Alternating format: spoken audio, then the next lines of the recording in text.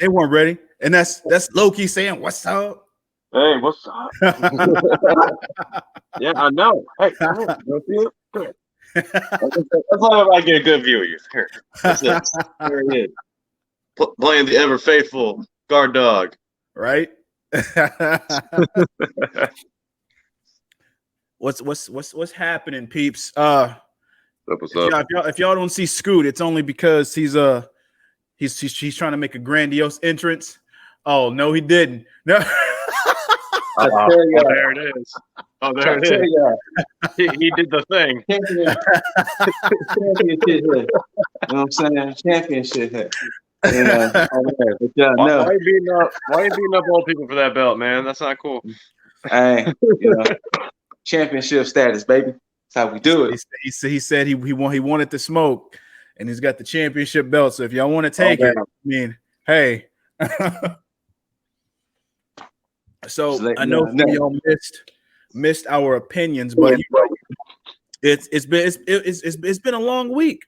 Super Bowl was yesterday, and just for those of you who don't know, I'm a long history Patriots fan, and by proxy, I'm a Brady fan. So of course, the Bucks won. This fucking guy. The Bucks won. So after the halftime show, man. It became a massacre. But we're not here to talk about football. We're here to talk about professional wrestling and all the ins and outs that happened last week. And I hate the fact that we didn't get a chance to come in here at the precipice of everything that was going on. But I will say this: for those of you who listen to the actual podcast, not just this one, I was right. And I'm still being right, because I said we were going to get into an old school territory-esque thing. And it seems as though AEW is opening the floodgates for it, because Impact came in, and now we got just that hint, that small little kiss. New Japan rolling on in. So, of course, before we jump into what's going on in the world of that, Scoot has some mother effing news as always. Speaking of Impact, so I'm pretty sure that y'all see where Kiera Hogan is calling out the one Sasha Banks. Ooh. I heard somebody did, but I didn't know that it was her. Yeah, Kiera Hogan, she's basically saying Sasha stole her. To put it in the words of Big Soldier Boy, she's stealing her whole fucking flow. Oh shit. Huh. She say all that is her. Oh damn. Isn't that a little late in the game to be? Isn't that a little late in the game to be calling that out? I mean, it really is. But she, the saying was it often imitated, never duplicated. I think that was one of her hashtags and all of that. So yeah. So how y'all? Well, I guess y'all kind of said it, but how y'all feel about Kiera Hogan saying Sasha Banks is stealing her whole steez, her whole style? Well, I mean, look, it's simple on my end. I'm Team Sasha all day, all day. No capping on anything. That's exactly how it's going to be all day, every day. And plus, if you think on, like, in the world of professional wrestling, you have a lot of people who know Sasha Banks. And if you hear, just like now, you probably said Kiera Hogan, and there's people that listen that's like, wait, who? Oh, that person. Yeah. But it's not. We're not talking about a relative of Hulk Hogan, by the way. No, yes. not at all. No, let's get that understood too. Mm-hmm. Yo. But yeah, man. So, Team Sasha. I really don't care, because at the same time, if you think about it, if she's saying she's stealing her whole flow, I mean, how long is this going to last? Because everybody's going to ride with Sasha either way, because Sasha's the more notable one. Sasha is the one of, if not the best female professional wrestlers in this business. Period. Point blank, plain and simple. So. One could even say that she might be the OG EST. Oh, Right. oh. Right. Can she please say that during the build up? Because I mean, look, like I said, we already know Bianca is choosing Sasha. Yes. Can we get that whole sentence in the build up?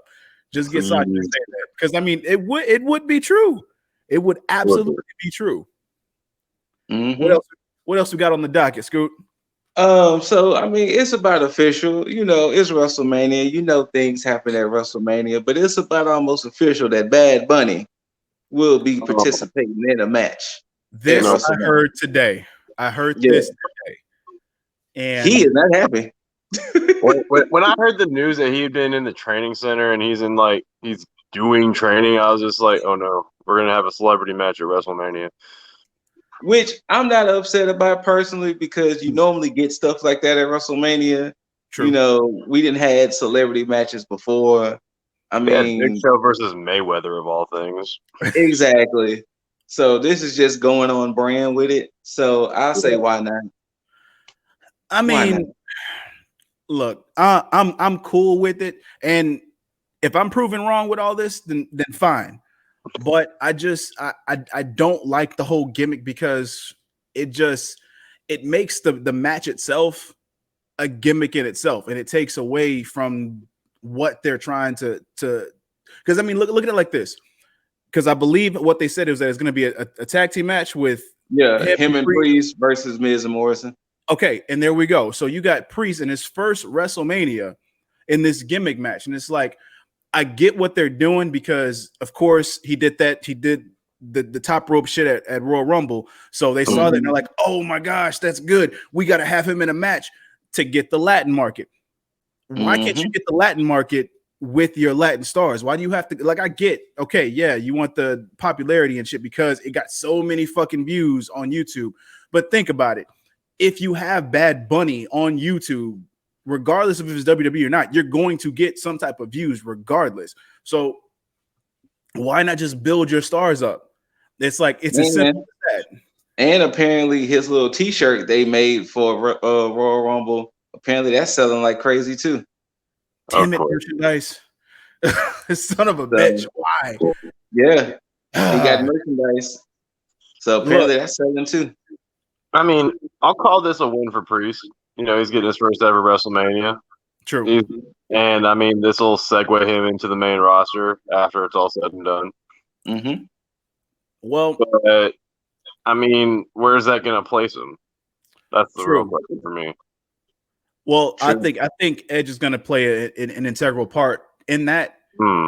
So I'm gonna, you know, when we get to that point, we'll talk about that. But again, I will bite my tongue, and I will keep that same energy, but I will also change and congratulate where it's needed. If this is a Pat McAfee situation where Bad Bunny comes in and he surprises the fuck out of me, because Pat McAfee is probably one of the only people, as far as celebrity wise, to come in and actually have me like, oh fuck, we actually got a fucking match. So I'll probably say second to him, only because Pat was an athlete. But I would say second to him, number one for me was Stephen Amell. Yeah. Oh well. Oh wait. I don't count Stephen Amell. I count him as like a professional wrestler that never just got into professional wrestling. Okay. Only because like he rides for professional wrestling. Like he's one of us. He's one of us that got a chance to get in the fucking ring. So and he had his own Bullet Club shirt. So you know. Yeah, that he did. He did indeed. But I really thought you were gonna say LT for a second. when you said athlete. LT didn't do that bad. Mm-hmm. He almost died because he was so gassed out. But LT wasn't that bad either. And you know, hey, you know who else wasn't bad? Snooki. She wasn't bad either. Actually, she really wasn't that bad.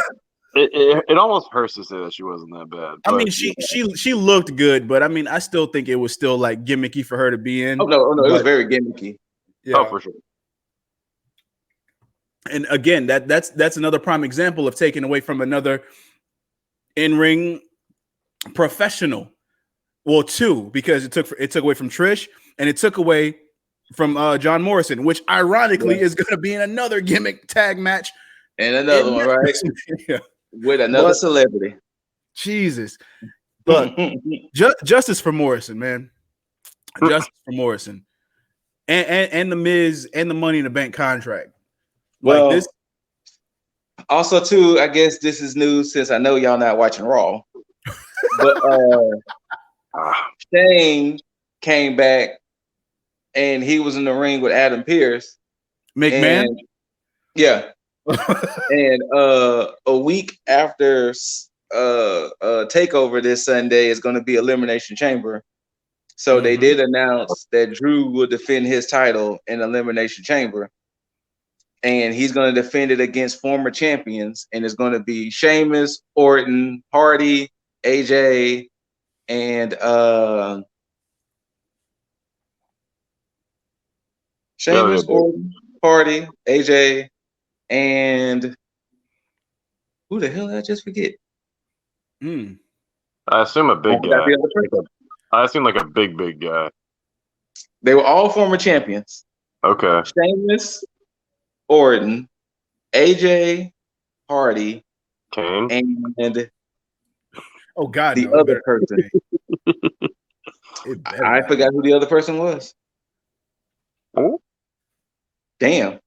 But yeah, he's going to be defending his belt in the Elimination Chamber Sunday. So that was announced at the start of the show.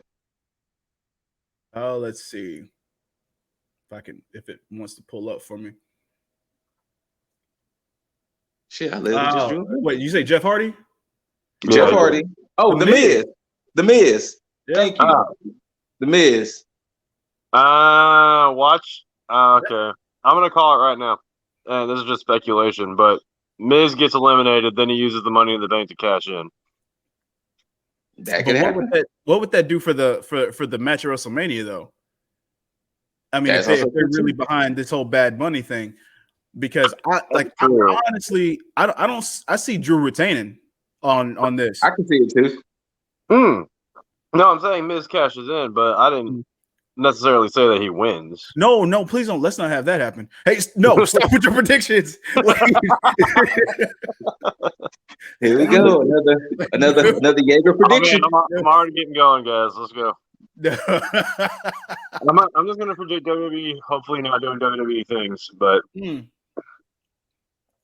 I mean, I see Drew retaining because I assume that this would have been a match where Drew would have won against Sheamus, but with the way that's what Sheamus did complain to Adam Pearce about. He was like, I thought you told me. I'm sorry. Drew promised me a one-on-one match. Here it is. I got to fight against all these other people and blah blah blah blah blah. So yeah, that's where Raw is at right now. Speaking of Raw, so last time Jaeger got to voice his opinions about Raw. What are your opinions about SmackDown? It's a much better show. This is true. Like, long and short of it, it's a much better show. I think, and my harshest criticism that I have is just WWE. I've learned from, and Scoot can agree with me here, is that it's WWE doing WWE things. As a friend of mine pointed out, I'm now spoiled to the way AEW presents their card throughout the night. Because AEW top off the show saying, oh, we got this, and this going on. Yeah. And then only when it's the next match do they announce what match is coming up, you know? Yeah. They don't say, oh, we got Alexa Bliss and Nikki Cross, and then 2.5 hours later you finally get the match. Meanwhile, AEW is like, you got Sheeta and Anna Jay next. It's like, oh, okay. So I know whether or not to take a piss right now. Right. You know what's funny is old school WWE used to do that. Like, WWF used to do that. Yeah. Like they would tell you like what's going on, like what would be the main event, what would happen. I mean, there was surprise matches probably throughout the show, but as far as like the marquee matches, they would let you know, okay, this is happening, this is happening, this is happening. But exactly. They've gotten so far away from that to where I guess they want to make it like it's episodic TV, where it's like they want you surprised throughout the entire show. It's like, we don't want you to go anywhere. We want to make sure that you're at the edge of your seat to watch absolutely nothing. You see, and I'm glad that you said surprise matches, because that's where my biggest gripe with SmackDown was that night, that I can vividly remember, was that I can recall 3 or 4 different times that SmackDown announced or pushed the Hulk Hogan promo, where I had zero warning about Daniel Bryan versus Cesaro. Mm-hmm. Well, see, you know, they just had Daniel Bryan come down the ramp, and then they said, "Oh yeah, this is next." Well, see, you know, that's been the weird thing with WWE since they so-called got rid of GMs. Mm-hmm. They just have these matches, and they'd be like, so, because like tonight, it was like, hey, we got New Day versus Retribution, and it was like, that wasn't announced, but okay, right now it's Charlotte versus Lacey Evans, and it was like, oh, so they just gonna impromptu get into a match, and the ref is just gonna come out, you know. So with the absence of the GM, for them to be like, hey, this is happening next, this is happening next, like you said, these impromptu matches that are booked technically, they just show up, like you said, you know, and that is disrespectful to both Daniel Bryan and Cesaro, in my opinion. Like, that's a match that should have been worthwhile to at least get one, like, hey, this is coming up or something. That's true. Not only quick that. Sidebar. Hold on, quick sidebar. Apparently, Cesaro renewed his contract. I heard that. I heard that today too. I mean, as long as they utilize, they better be pushing him then, because to my surprise, he beat Daniel Bryan clean, tapped him out. Yep. And I think is he a face now, I believe? Well, ever since Shinsuke and Cesaro broke away from Zayn, then that little small time they was running with Corbin. So ever since they've been kind of in that limbo position, it kind of seems like they're all just in betweeners. Okay. That Cesaro just wants to fight, Shinsuke in the same boat, and Daniel, you know, he's still babyface, but okay. So Cesaro and Shinsuke are kind of just in the ether of we just want to have good matches. Well, and you know what? I would actually appreciate that dynamic. Yeah. Wanting good matches, like, hey, I'm all for it.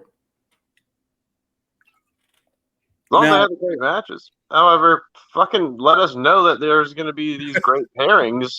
That way, I know that what's coming up, and I can sit down and pay attention to it. You hear that, WWE? Notify Jaeger. Thank you. Know what Send match me a tweet. Next. Let me know. Give me the card. Let me get a rundown.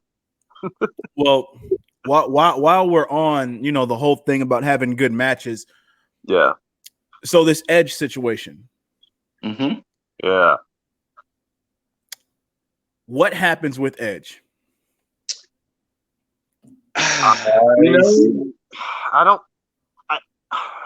Obviously he's gonna. I mean, I shouldn't say obviously, but odds are he wins whatever title he's going for, right?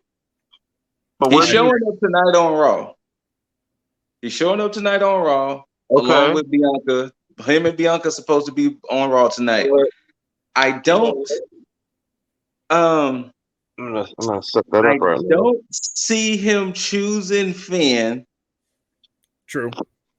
Right. And depending on how Friday goes with the whole what might be in store for KO or whatever, I can see him choosing Roman, but I don't necessarily want this Roman championship reign to end with Edge. This is very true. So with that being said, I guess it's Drew. So I really don't know. No, that's my prediction as well. That makes sense as well. I mean, at least because I wouldn't be surprised he chooses Drew, and on SmackDown side, they do a elimination chamber to determine the number one contender on SmackDown side.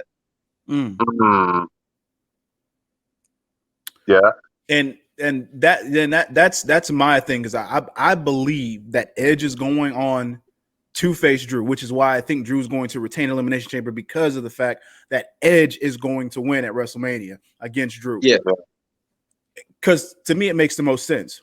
Now, I don't know who's going to face Roman, but Roman has to win at WrestleMania.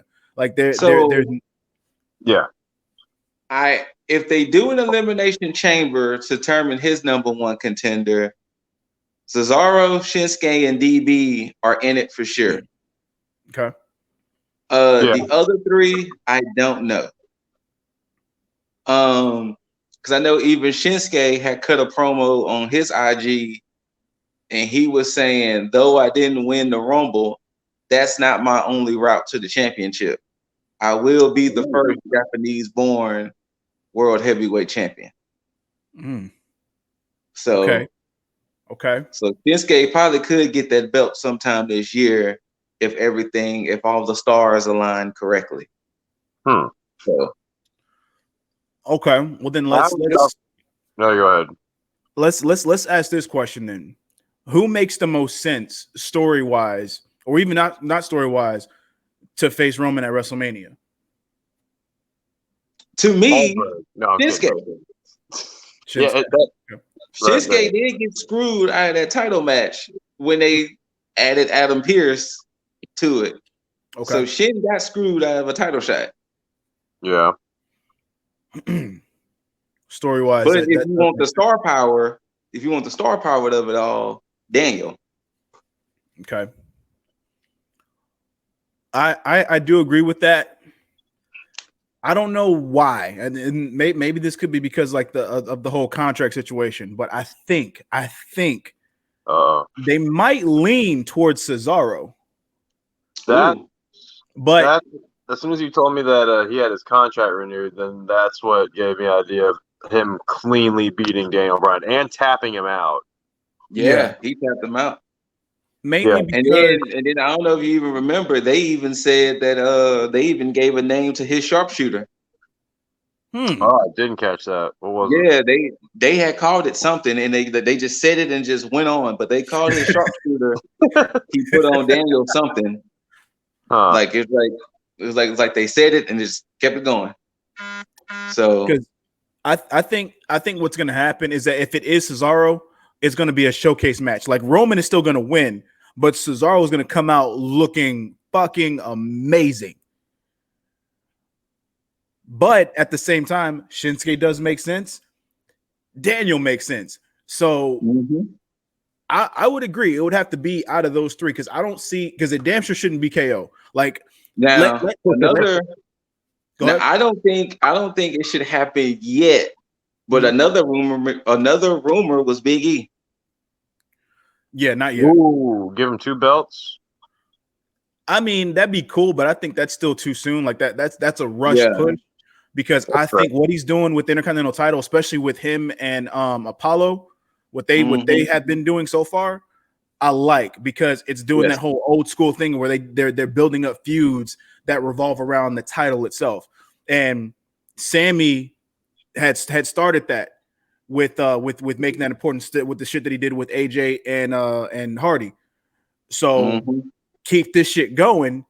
Let Big E build that title up some more, and then when he loses it to another credible person, then he can go after the he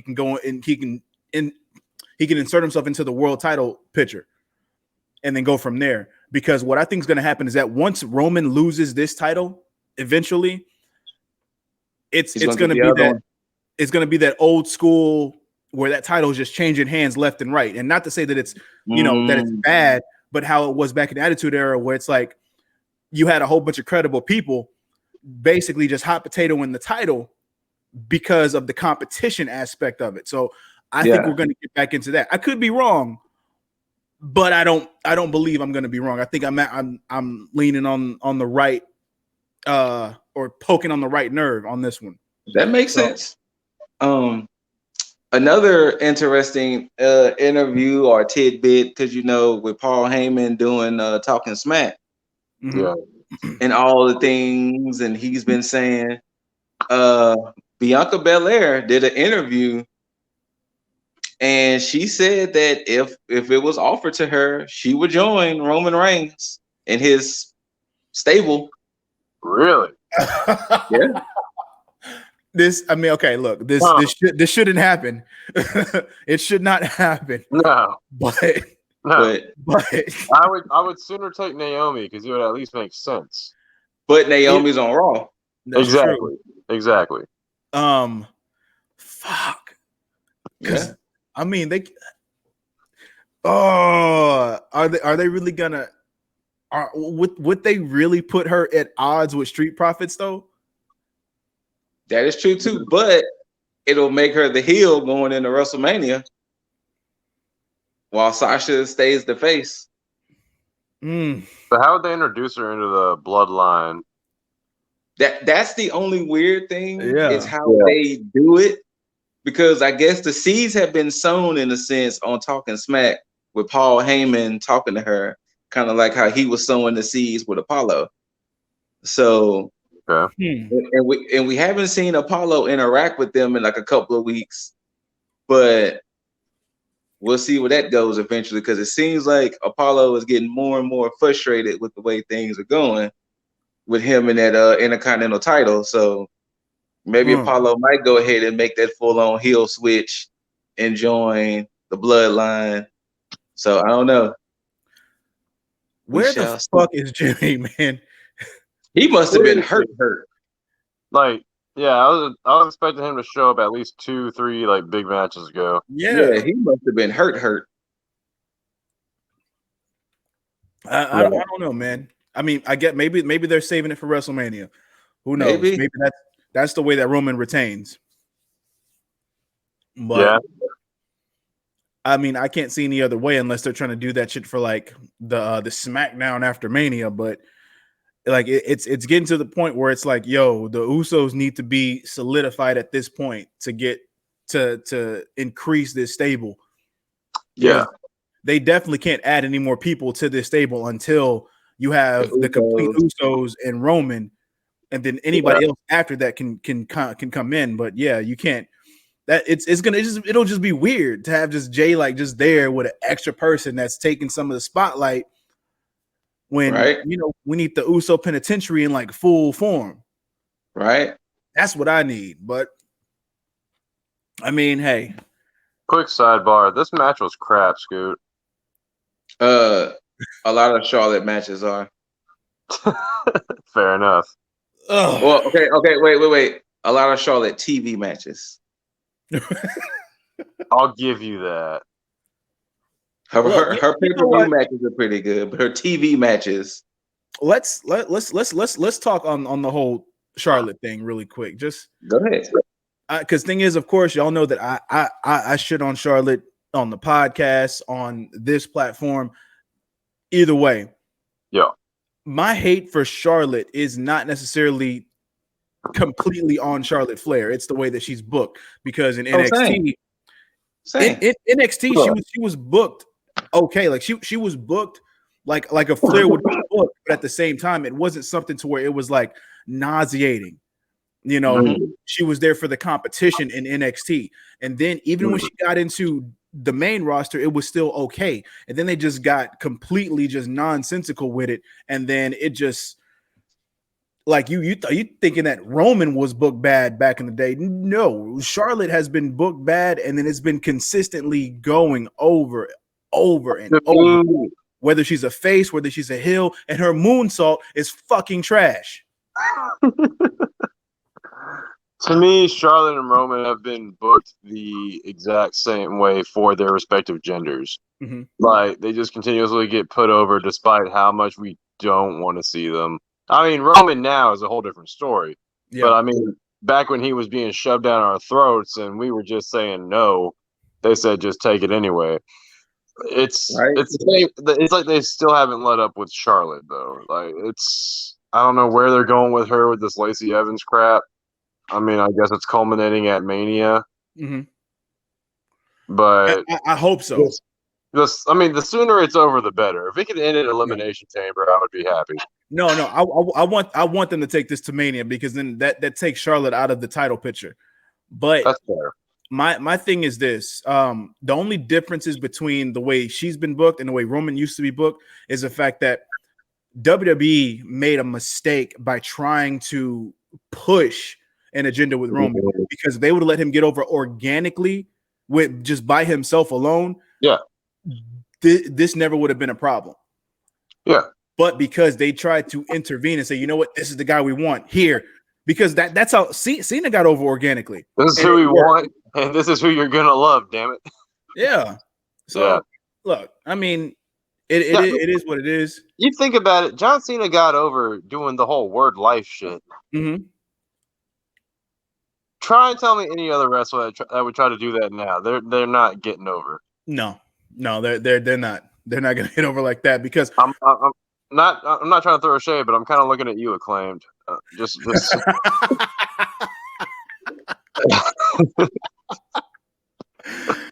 Again, I still think Acclaim is good without that gimmick. They need to just be who they. Well, I mean, maybe that's who they are, but I don't think that needs to be the highlight. I think maybe that could be like a peppered in deal, but I feel like it's just something that's being forced a little bit, and I don't want that. Like I want their in ring shit to be like what they get cocky about.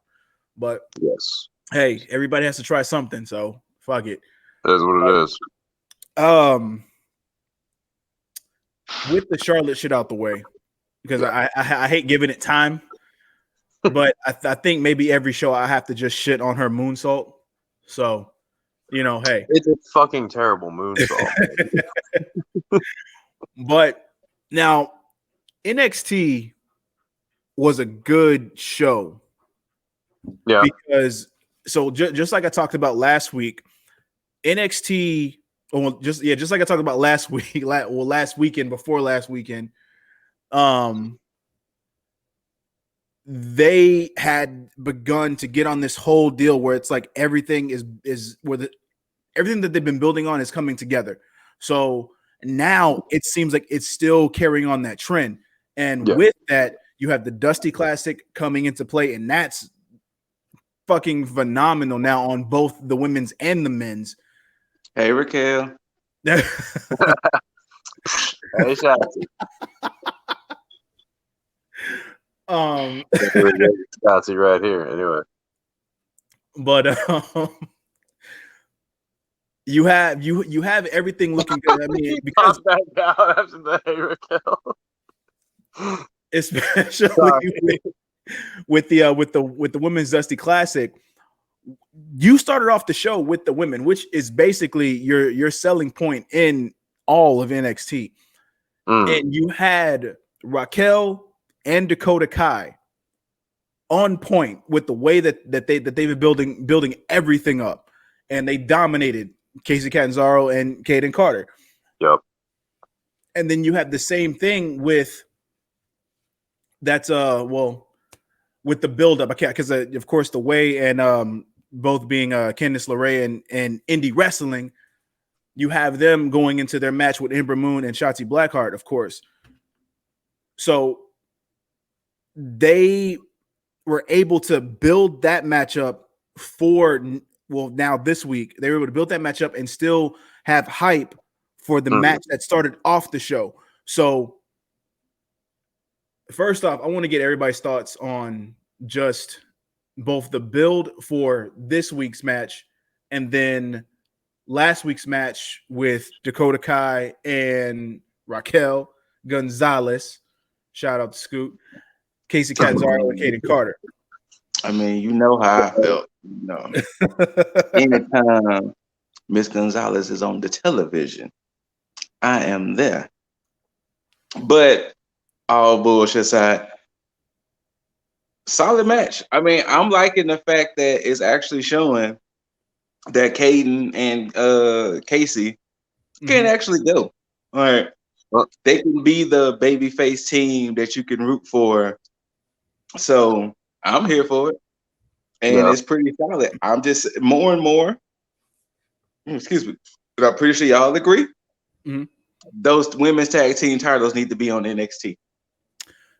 Yes.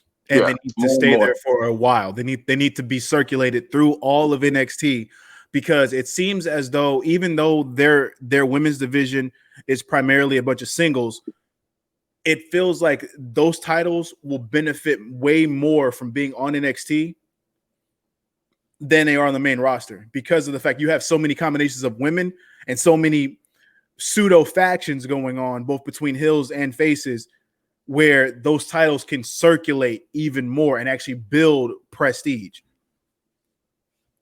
So, yeah. I agree with that.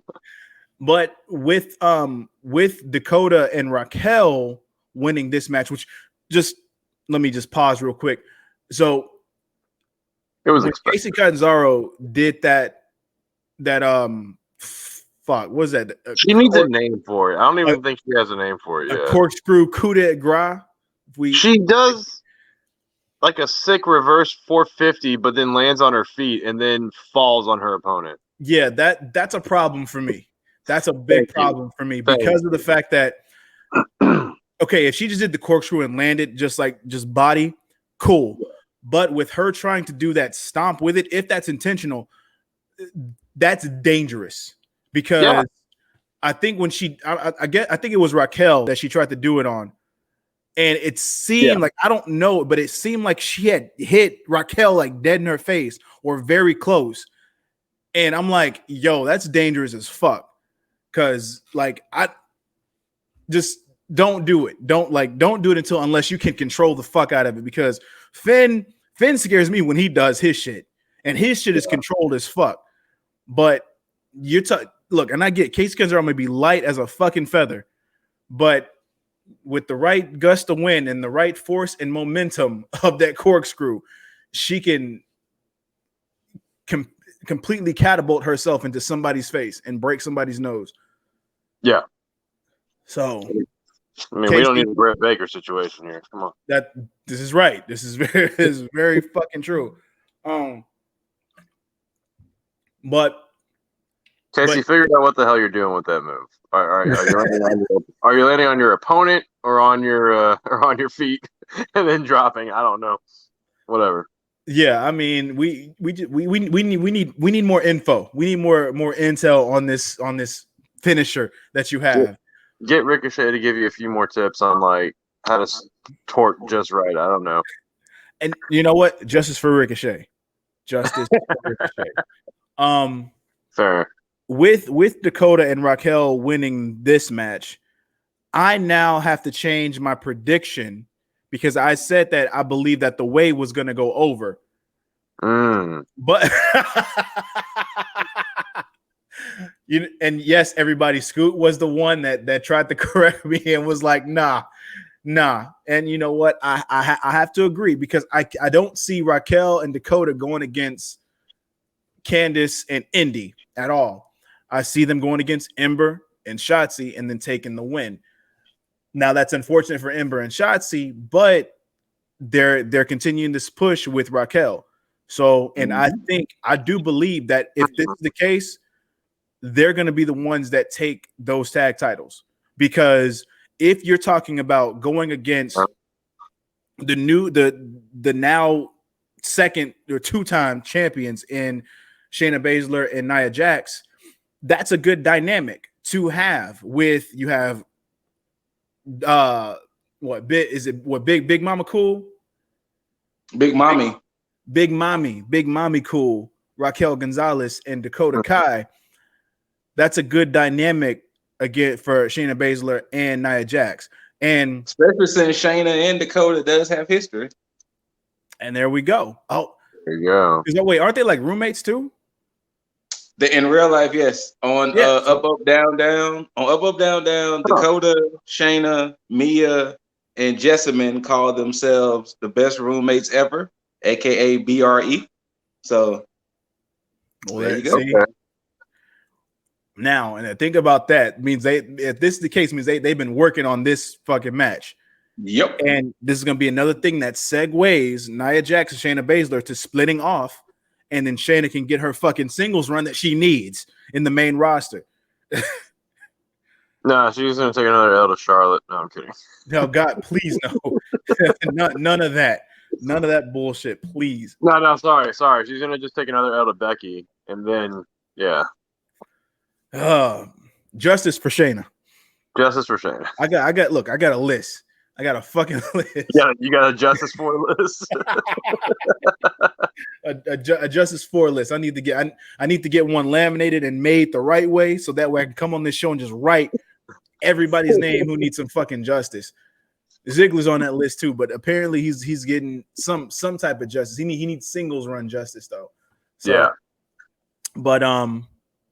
But yeah, the show in itself, it just seemed like it built up everything and look. God damn it, fucking Timothy Thatcher, and Ciampa is. I don't think I've ever just wanted an impromptu put together team so bad. Oh, I want them to win it all. I want them to win everything. Like I need to go from NXT to Raw to SmackDown and just win all those tag titles. Oh my god, Triple Crown winners. I know they're not gonna do it. But I mean, if you were going to have a team that was gonna go through and just dominate every brand and take all their tag titles, that's the team that would do it. They have the look. I hate that we feel that way because GYV is winning. You think so? I'm still stuck on GYV winning. And I would still like to see Thatcher and Ciampa stay a team. Mm-hmm. But my money's been on GYV since this tournament announced. And your money's on GYV? I mean, I low-key want MSK to take it, but speaking of, Trey Miguel broke his silence, and he said that he mainly chose because Zach being married, which he's married to Kimberly. Mm-hmm. Desmond is engaged. So he was like, I have no issue with them going because their lifestyle is different than mine. He was saying that his brother just had a miracle baby and he's able to take care of his family. Apparently, he's one of the trainers at Impact. So he was like, why in the fuck would I move to Orlando at the moment? So that was basically his reasons. Like, no hard feelings. Excuse me, no hard feelings to Zach and Desmond or Wes and Nash. Mm-hmm. But yeah, so he chose to stay because of that. And our boy Bad Bunny is coming out right now. Oh no! You know what? And of course, I want Thatcher and Ciampa to win this, but I may have to agree with Scoot only for the simple fact that it was GYV who took the loss last year to the Broserweight in the finals. So it would suck for them to lose 2 in a row. Mm-hmm. So, and I mean, and again, Ciampa and Thatcher they are able to take a win. Like, I mean, they're able to take a loss. Like, it's not going to hurt them. No. But I just don't want it to happen because of just how good they fucking look. Like this. Yes. Hell, they look better than DIY. Yeah, and because it makes sense, like as far as like from an evolutionary standpoint, where it's like it's that. I mean, no pun intended, the grizzled young vets, but it's like I said last time, it's like the grizzled old vets. Like it seems like it's like 2 guys who got time, and it's like, you know what, we need to show these young boys what's up. And that's what it seemed like. I love that dynamic. Like guys is gonna fight tooth and nail. It's like, you know what, you're gonna have to kill us to beat us type shit. And GYV is the team to, you know, to kill you, to beat you. Yeah. So because I think the way that it's looking, I believe that it might. Oof, yeah, it might be MSK versus Grizzly Young. Yeah, I think it'll be MSK versus GYV in the final Sunday.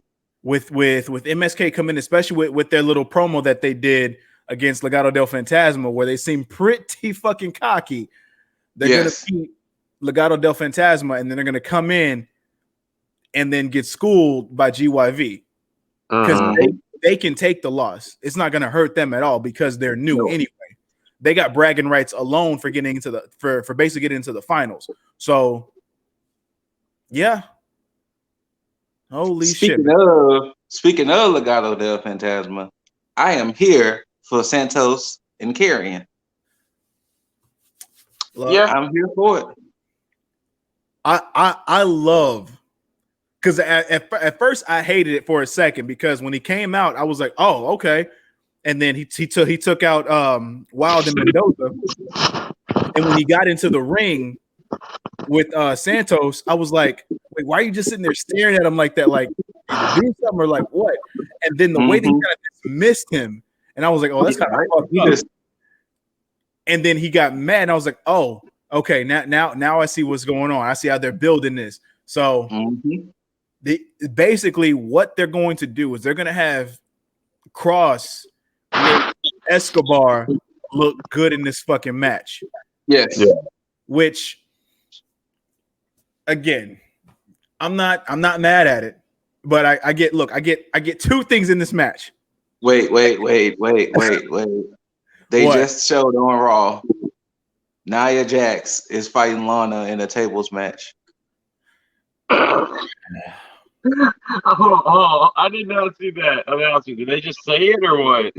It was a little graphic that just popped up just now. I did not even see it. Oh my god. Nia and Lana in a tables match. Look, the irony out of this whole match.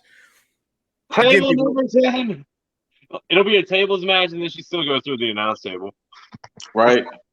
Ridiculous, man. My bad. I didn't mean to cut off your. Oh, there's a man. I'm behind compared to you because I just now saw the little graphic they threw up there. Okay. Look, I get two things in this match with Santos and Cross. That's one. I get to see Santos get his fucking ass beat. Because look, again, I gave them props, but I still got hate for Legado del Fantasma, period. So I still get that. And then two, on the other end of that is that because they're starting to come around, I get to see Santos actually prove me wrong even more so because he is good in the ring. I just don't give him the time of day because of the fact that I got hate for Legado del Fantasma. But as of late, they've been growing on me. So this is another reason how they can grow on me even more. So we'll see. We'll see what happens. And this is good for Cross too because of the fact that it's not just thrusting him back into the title picture. It's him letting know, I got my eye on that title. Eventually I'm going to get it. But I'm going to handle this little bullshit over here real quick, and then I'm going to get to that. And with that, which is a good segue, is the fact that him and Edge had a nice little interaction. Edge's whole thing, period. Yeah. Like Edge's whole segment, period. Yeah. Well, I mean, because I do want to get into the in-ring promo that him and Balor and Dunn had, but the fact that just something so small between him and Cross, that little, because Cross went and sought him out and let him know it's like it don't matter who is getting the title, they're just saving it for me. I'm getting my shit back. And and Edge's response to that was just like, nah, because I can't remember word for what it was, but to paraphrase, it was just basically like, I'm not the problem that you want either, and it's like, don't you know who the fuck I am? It's like he basically said, "Yo, check the resume." One minute, quick sidebar. I'm already disappointed with this match, Scoot. Already, you should have been disappointed from jump. Fair. Which is Damian Priest versus Angel Garza. And Angel Garza has Miz and Morrison. And it's taking way too long. Like this match should have been done with. Priest should have already had the 1, 2, 3. Like, I don't even know why Angel Garza was with Miz and Morrison to begin with. So now they're scrubbing Angel Garza. I guess so. But Justice for Angel Garza to Damian Priest. The list is getting longer. But, I mean, it wasn't even a proper squash. Like the list is already here. It is, man. Because look, you have way too many people. Because Angel Garza has charisma out the fucking ass. Like he should have been some type of champion, whether it have been a tag team champion or a singles champion in some capacity. You know, just because now, granted, it could be the fact that there aren't really fans in attendance that can actually feed him that energy because of the fact that they think about him in NXT. In NXT, he was over as fuck, whether it had been heel, face, whatever. He was over. So I'm going to chalk it up to it because there's no fans in attendance. I'm going to say that that's why.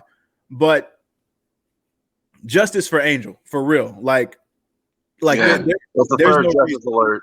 Just to let y'all know. That's the third justice for. I'm saying the list is getting longer. Because man, they have way too much talent right now where they could be leading the charge in professional wrestling right now, but they are not allowing these guys to be who they are, period. And it sucks because you could have a bomb-ass mid-card, you could have a bomb-ass world title picture, you can have a bomb-ass tag division. Like the fuck? Like stop, like just let your stars make themselves, like, because you keep what's happening right now. Riddle versus Keith Lee is about to happen. Okay. Now it was announced early in the night, and that's the way it is. Riddle versus Keith Lee.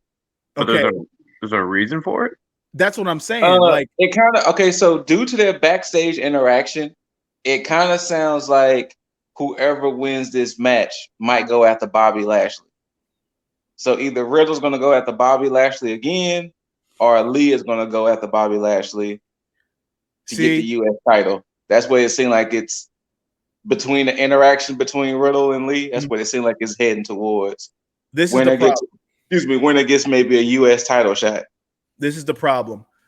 Because what they should have done while Bobby was holding this title and actually dominating, no pun intended, they should have they should have built up a tournament, a singles tournament, and had Riddle and Keith Lee on opposite sides of this tournament and have them meet in the finals to build that up, because they're both faces and they're both friends. And I thought about this in NXT when it was the same thing for I think it was for the North American Championship. And I think it would have been dope for them to have a tournament in that capacity because they were both undefeated at that point and they were both cool with each other, and to have both of them showcase. Because look, it just writes itself with how with the build that they have and the popularity behind them. On top of that, these two are both Dragon Ball niggas. Can't tell me any different. You have the Big Bang Catastrophe, BBC, giggity. You have the Spirit Bomb, both Keith Lee. Then you got the Final Flash knee. Final Flash, yep. Like, how are you gonna have two Vegeta moves and one Goku move, man? Hey. Look, man. Hey, well, I keep y'all updated with the match, but it's just the shit like that is rushed, and that's why I hate that. Because if you look at NXT and you look how they build everything, even the subtle things, you have Karrion Kross, huh? I mean, look at while we was kind of talking about it before we sidebar, look at how they built up Finn and Dunn. Yeah, just Finn and Dunn been building since last year, damn near. And it hasn't been anything blatant. It's just been stuff that's like very intricate. Like you've had Finn have his feud with O'Reilly, and then you've had Dunn just on the sideline just looking like, yo, I know you're dodging me, and kept coming in. It's like, yo, we're gonna have to go at it eventually. At some point, yeah.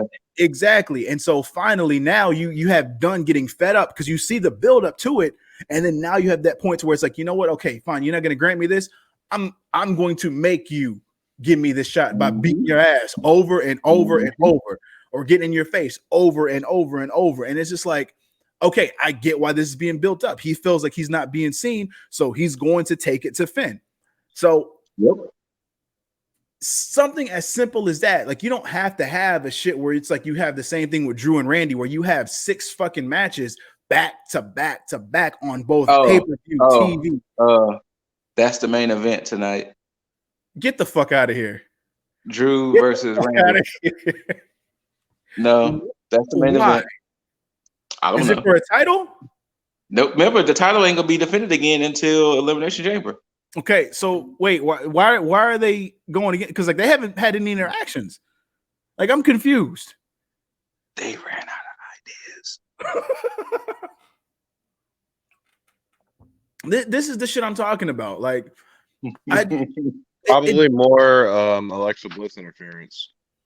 I mean, that's cool. But you could do that with anybody that goes against Randy. Like, shouldn't he be building up a feud with fucking Mustafa Ali? He really should. Nope, that's still happening with Kof. I mean, that, and that's cool too. I mean, you can. But I mean, Retribution's got like 5 people in it, right? Wait, what the hell? How did that happen? Huh? I'm sorry. At Elimination Chamber, Lacey Evans is going against Asuka for the belt. Wait, what? At Elimination Chamber, Asuka is fighting Lacey Evans for the title. Just for clarification here, she hasn't, because of course, for those who don't know, I don't watch Raw anymore. This is like 4 or 5 weeks going. I have not watched Raw. She's only been beefing with Charlotte. Okay, so she hasn't won any match, any qualifying match. No number. She technically won tonight because Charlotte punched the ref.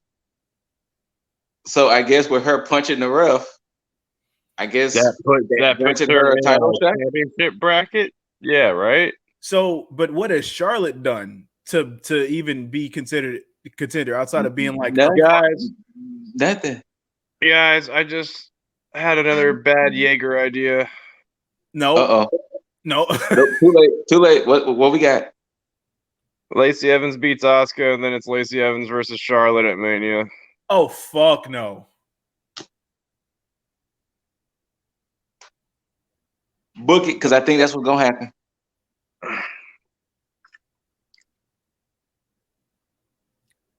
I think that's what's going to happen. I think he just called it, especially with Lacey having Ric Flair in her corner.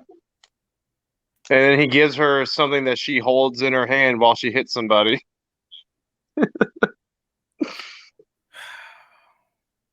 Wow. And they're going to try to build this shit up where Charlotte goes to Asuka because they're such good friends. And she's like, I'm going to win that title back, and it's going to be for you. No. I'm sorry, but I'm just calling it like I see it. Man. Fuck WWE. If this is what happens, look, if they throw me a curveball, cool. But I just there is no fucking reason. Like, just no, just absolutely not, man. Because I'm sick of this already. I'm sick of all this. Like, why does, that's all I can ask. Like, why does any of the shit happen that happens on Raw? I don't know. I really don't know. I wish I could tell you. This is why Wednesday nights is like the day for fucking wrestling, because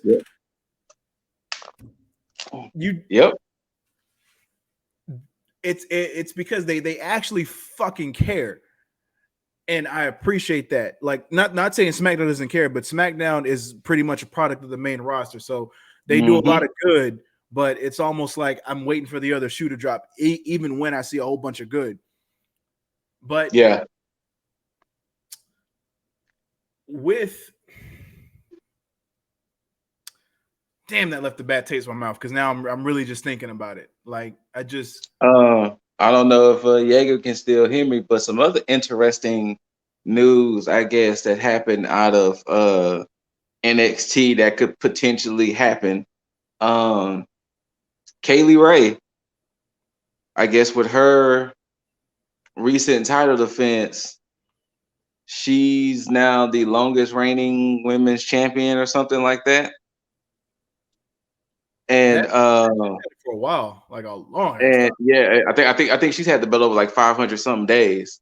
Well, she made the announcement, and somebody answered her.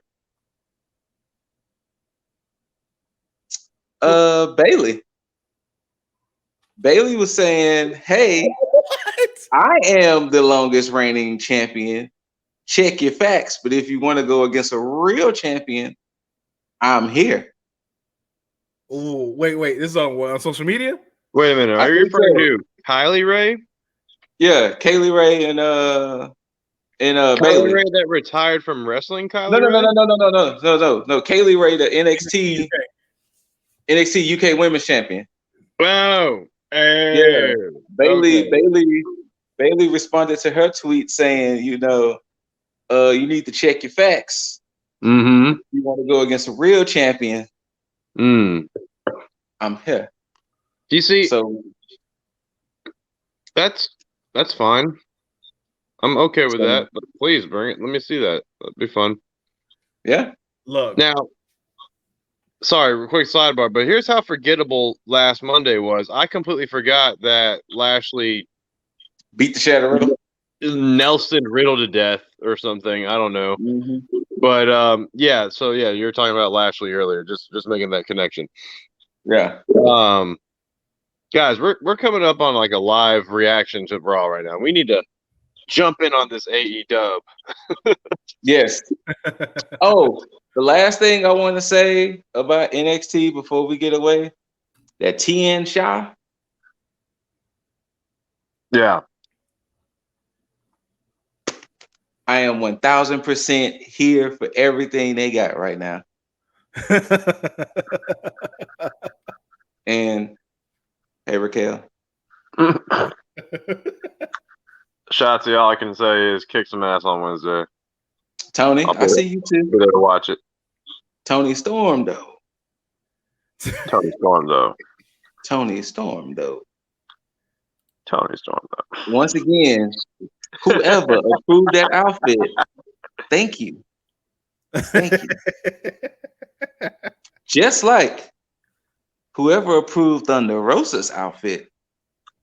Thank you. Now that's the segue. That is the segue. Well, Thunder Rosa, though.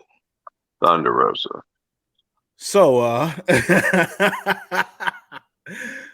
jumping into the middle of the fucking show, Thunder Rosa and Britt Baker finally had their match. They finally got into it. I don't know if I like how it ended. No. I felt with all that torment and torture, I thought Thunder Rosa should have went over. Well, I mean, they still made her look somewhat strong because she didn't tap. So true. That's the silver lining in it. But I think, and this is the only way that this can actually benefit out of this whole feud, is if their next match that they have is for a title. Like they should not cross paths at any point in time unless it's for a title. So yeah, he's hoping. And damn. Again, another fucking show without the AEW Women's Champion, which I found out that she's in Japan. She's in Japan. Yeah, she flew back to Japan. But like no fucking promo, no vignette, no nothing. Like you should be building up one of your fucking title holders. Like every title holder that you have on the show is in some type of feud or in some type of prominent like position within the show. she has no feud, no nothing, no anything. Like they don't even have anybody that's even raising a fuss about the champion not being on the show. Where's Big Swole? Big Swole should be the number one contender at this point. She's not raising a fuss about the champion not being on the show or her not even having a match. I could get behind the fact that, okay, she's not there. Cool. Let Big Swole pull a John Cena when John Cena doesn't have the Undertaker and just build up the fucking feud until then. But now they got this fucking number one contenders women's championship. So it's like, okay, so wait, who's the number one contender then? Now I'm going to be honest. I legit think this tournament is fucking stupid. What this American versus Japanese side tournament thing? Yeah, I think this tournament is fucking stupid. That's all for number one contendership, right? Yeah. So somebody in Japan is going to fight the American side, and that's going to determine the number one contender. Yeah. But it's weird because they put Rio on the American side. And Sheeta, didn't they? Well, Sheeta's not in the tournament. Sheeta's yeah. Fuck, you're right. Yeah, no, that does not make sense. Why is Riho on the American? I mean, I don't know. The main issue I personally have with the tournament is you have enough women on the American side to fill in a 16-person tournament. This is true. Facts. This is true. And here it is, once again, you're relying on the Japanese talent, which nothing's wrong with that. But why? Just why? I think this tournament is just stupid to determine a number one contender. And it's like, just for it to end up being Riho or something. Which at this point, it still should not be. Like, Rio can come back, cool. She doesn't need to be number one contender, though. True. Very true. Like, now, the only point I see in this doing a Japan versus America side is that we're about to get like maybe a handful of Japanese wrestlers come into AEW. Like, we're gonna be showcasing a few, or it could just be like a Dusty's Classic situation, or not a Dusty's Classic, like a Mae Young Classic type of thing, where like you get a lot of like one-timers, or like 2 or 3-timers depending on where they fall in the bracket. But I guess that's the weird thing, because I guess that's the reason why I guess Sheeta went back to Japan. I'm thinking they're gonna record the Japan matches in Japan. I think they're gonna record the Japan side in Japan, and whoever just wins that bracket fights the winner of the American side of the bracket. Yeah, that's how it's supposed to go. And then the winner of that goes on to face Sheeta. So I think Sheeta is there to just oversee those matches. Be the ambassador for that, I guess. Yeah. Which it's bad enough. It's bad enough that you have the situation here where you're not showing. Well, you're starting to show love to your women's division. Yeah, but your championship picture is fucking trash. So your solution to that is to take half of a bracket for a tournament of people that we're familiar with, who's actually holding the women's division up, versus another side of the bracket that only hardcore all around professional wrestling fans actually know, that follow all the Japan side. Because if you're talking about just straight American fans who watch AEW and have no recollection of the Japan side.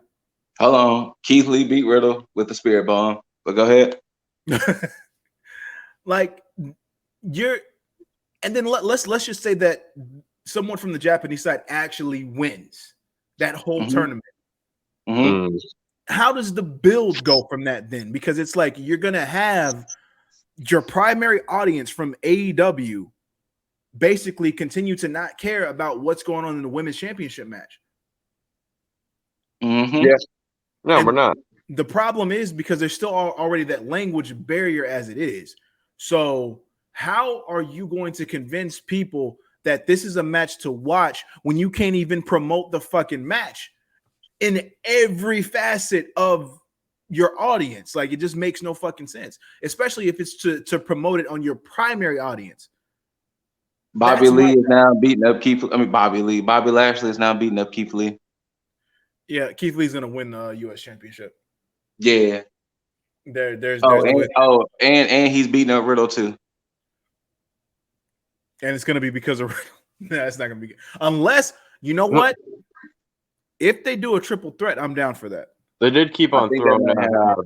They did keep on throwing out how Riddle and Keith Lee are friends, though. So he could show up in his corner. Yeah, unless now if they do a triple threat, I'm down for that. But yeah, so I just think this title tournament was a dumb idea. And to even segue more, you know what else was a dumb idea to me? That tag team battle royal. Well, they did it last year, so I think they're just trying to keep with tradition now. Well, no, it's fine. Why was all of Inner Circle in there? Didn't they establish that Jericho and MJF was a tag team? Exactly what I said. No, I mean, so why was Pride and Powerful and Sammy Hagar in there? To get the singer Sammy Hagar or the musician Sammy Hagar more attention. I don't know. Look. Yeah, no, especially because the week before they did just establish MJF and Jericho as the tag team to go after the championship. Mm-hmm. The fuck.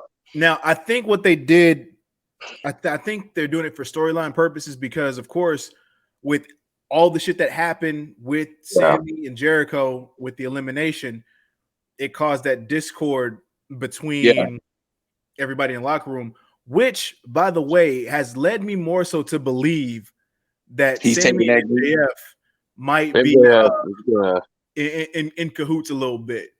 MJF's going to lead the insurrection, man. Yeah. To have Sammy just sit there and just be like the one that's just like all just like, nah, I'm not for this. Fuck all this shit. Fuck you, Jericho, and all that, and just And so to have it be like the actual surprise, that final nail in the coffin that just says, yeah, we're not rolling with you, Jericho. So and of course that solidified even more once Jericho went after Sammy, and then you had MJF like, hey, I think it's time we had a conversation. It's like, okay, it's exactly what's gonna happen. There, I still think my prediction is going to come into fruition, which means that Jericho and MJF are going to win the tag titles. They're going to set up something with Proud and Powerful. Going to screw Jericho.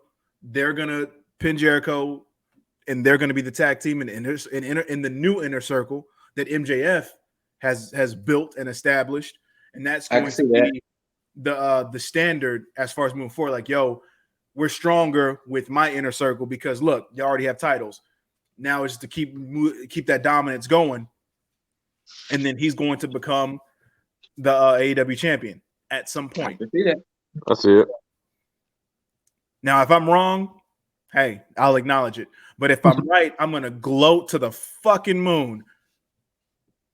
Shout out.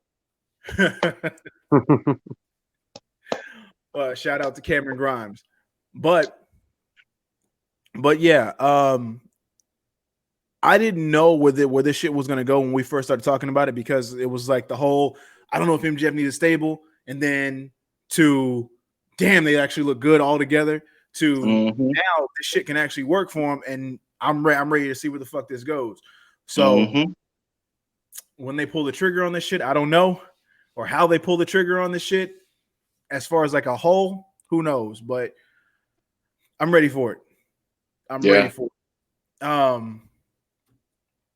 But thoughts overall with the Battle Royal? The only thing that I do like about it is that their actual rules with the Battle Royal, especially for a tag team, is that if you eliminate one member, they're not both eliminated. It gives you a chance to the remaining member to actually fight for the team. So I like that, because WWE doesn't do that. Yeah, if you eliminate No. one person, the person has to get Then the the fuck whole out. Right? team. Yeah. Mhm. So shout out to that. But other than that, I mean, it seemed like it just served the purpose for story. That's it. Yeah. But it did put Jericho and MJF in a number one contendership. So that's my thoughts on it. Like it served its purpose. So Okay. Yeah. It did the job. I don't know if y'all want to talk about it more, but I didn't care about that Matt Hardy and Hangman versus Chaos Project. I did not care about Chaos Project. I did not care about that at all. If Like- Chaos Project comes to Dynamite, I'm pretty sure they're taking an L up until until I'm proven wrong. I mean, that's what's been going on. It's just like they No rhyme intended. they're such an AEW dark tag team, like because that's where they belong. Like they don't belong on Dynamite like that, and that's no. No, they do great on Dark, but I mean, I know if they're coming to Dynamite, then it's like you're probably going to take the L here. Yeah. And I don't want that. Like I like what they were doing when they were bringing Acclaim and TH2 on to Dynamite because it's like, yo, that's more competition. But bringing Chaos Project on there is like, oh no, you're a glorified enhancement talent. We know this already. Mm-hmm. Because Luther is way past his prime in professional wrestling. Like he's. I mean, not only that, but who's gonna take Serpentico serious? This is also very true.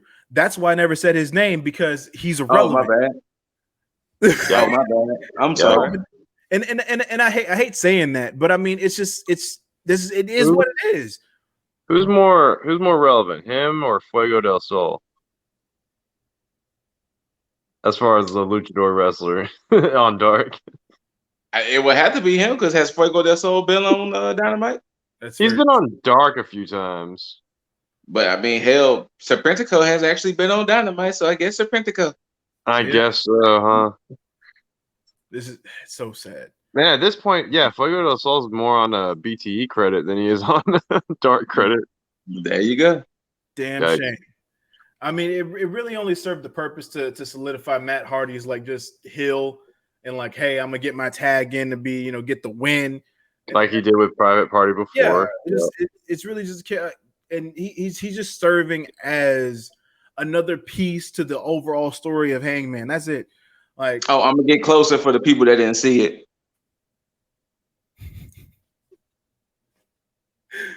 Scoot could care less about anything going on with Matt Hardy. He could just say, I love him. He was my favorite Hardy. I don't know what's happening, but just I don't know, man. I was always a Jeff Hardy fan. I'm gonna say this now because it's something that I don't care about, and that's the fucking lumberjack match between was Lance Archer and Eddie Kingston. Yeah, I completely forgot that they were doing lumberjack stipulations. Exactly. Just look, this match just went over. Like, speaking of, I didn't know that back fist was actually a finisher of his. You know that what? Spinning back fist Eddie Kingston does surprised me as well. It's called Back Fist to the Future when he was in the Indies. Yeah, it was called Back Fist to the Future. So I didn't realize that was actually a finisher of his. I just thought that was just some shit he just bust out. You know what?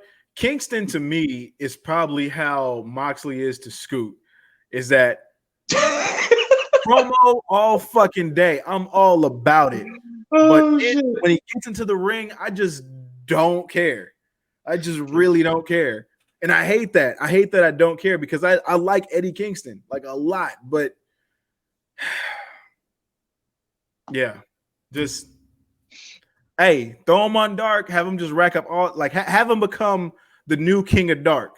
Shout out to Scorpio Sky because Scorpio Sky was the proclaimed King of Dark. So, Facts. But the only reason I want to talk about this is because storyline, and I wrote it off as something I didn't want to care about or didn't care about, and that was the wedding segment. And the only reason why I care about this segment is because of Miro. Scoot. Scoot, you hated it? Nah, man, he clearly loved it. Look at him.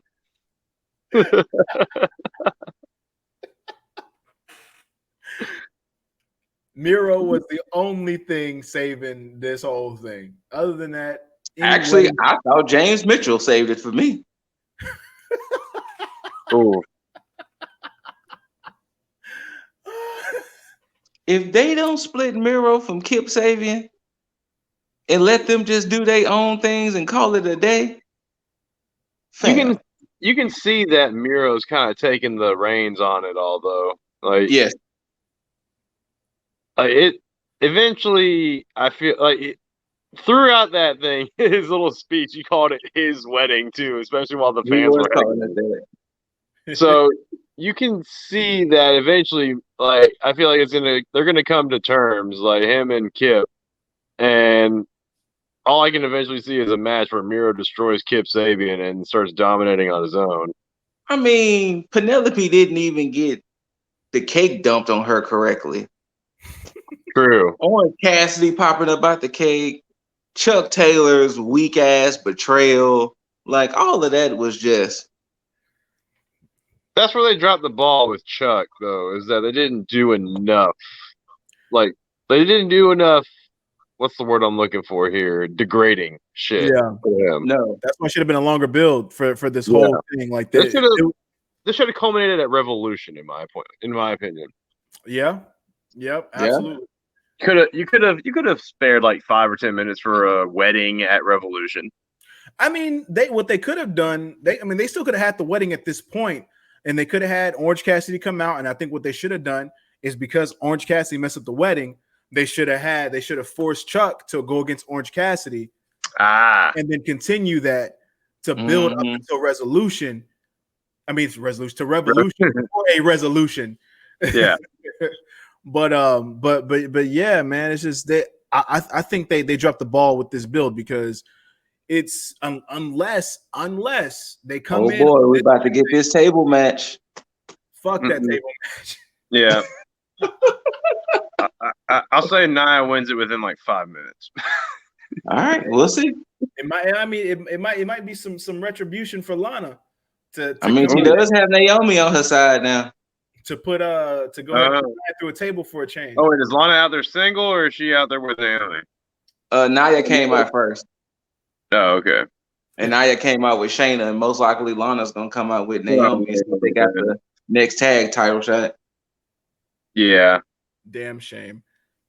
Which, in retrospect, that's who Dakota and Raquel might take the titles from.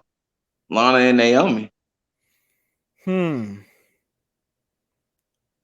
Could work. I mean, if they're doing a heel face dynamic, I mean, cool. But I think the better match is in Shayna and Nia against Dakota and Raquel. Oh, I agree. Because it's just like, I mean, unless you want to watch Raquel just dominate Naomi and Lana, then I mean, hey, by all means. But I really think, like, I'm down for the better matchup. Like, let me see Raquel and Nia go at it, and Raquel just beat the shit out of Nia Botch. Cause Nia ain't finna hurt Raquel like she been hurting everybody else. Nah, I'll be damned. Nah. Raquel, like, my money's on Raquel. She'll give her that work real quick. Yes. But what else happened on? Oh, speaking of, did y'all see that the Young Bucks had said that 8-man tag was the most edited match in AEW history? Which one? The one with the Young Bucks and the Good Brothers versus Dark Order. I definitely caught that. That was a BTE exclusive.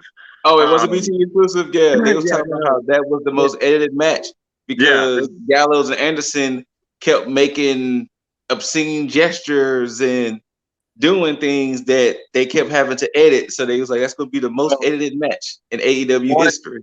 One key thing that they had to edit the hell out of was how they had Silver, Uno, and Stu set up to do like a power bomb on the side of the ring. And while they were setting them up, Gallows and Anderson started, as they call it, smizzing a little whiz. This is why I need to watch BT. This shit is hilarious since Gallows and Anderson got on BT. Like, that's why I said watch that opening bit too. Oh, okay. They were telling him, hey, this is the most edited match we've ever had to do. Like, y'all are over here trying to smiz some whiz on camera. Like, we couldn't show that. Like, we're on a network. Apparently, they kept jacking off the ring post. Yeah. Yeah. So, yeah. And on last week's BTE, they're having fun with a green screen.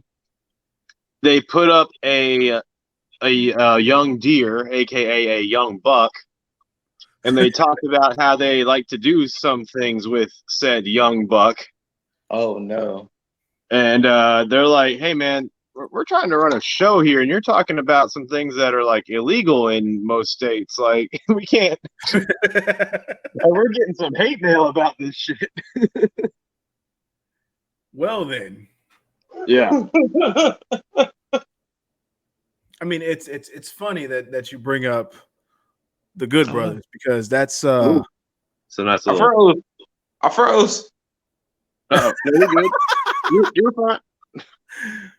Well, it's funny you bring up the Good Brothers because that's the match that we have yet to talk about, and that's Good Brothers and Kenny Omega versus Mox in 2/3 of Death Triangle. Lip froze too. I froze. Huh? No, we're good. I'm good. I'm moving. I'm good. Are you good? We see you, Scoot. Scoot's in a limbo. We got you. Hi. Oh, now I can't. You know, you muted. You're muted. Your mic's muted. Check your mic. Or maybe he lost audio. Your mic. Uh-oh. Oh no. Yeah, now all of us. Oh no. Scoot got snapped. Everybody got snapped. I'm good. I'm here. You're here. I'm here. I had to exit out and come back. Okay. We almost have to go get the YouTube Dragon Balls, man. It's about now if I may ask, without revealing, who else popped as loud as I did at the reveal? No. I was gonna let you have this full segment, so go ahead and tell the people what happened. Me? Go ahead. Let them know. Hold on, wait. Hold on. So Kenny, Good Brothers, Mox, and 2/3 Death Triangle had a wonderful match. Great match. Fantastic match. Hey, that's trademarked. You can get sued for that. completely tore the house down with this match. I enjoyed the fuck out of it. 100%. Another reason why their world title picture is amazing. Like you have, like it can go anywhere. Like you have Pac, who has a legitimate chance at the title. Like he should have an opportunity for the title because of the fact that he's beat Kenny Omega. Exactly. And then Mox, of course, still in the picture, he got screwed. But either way, you still have like this whole I fucking love it.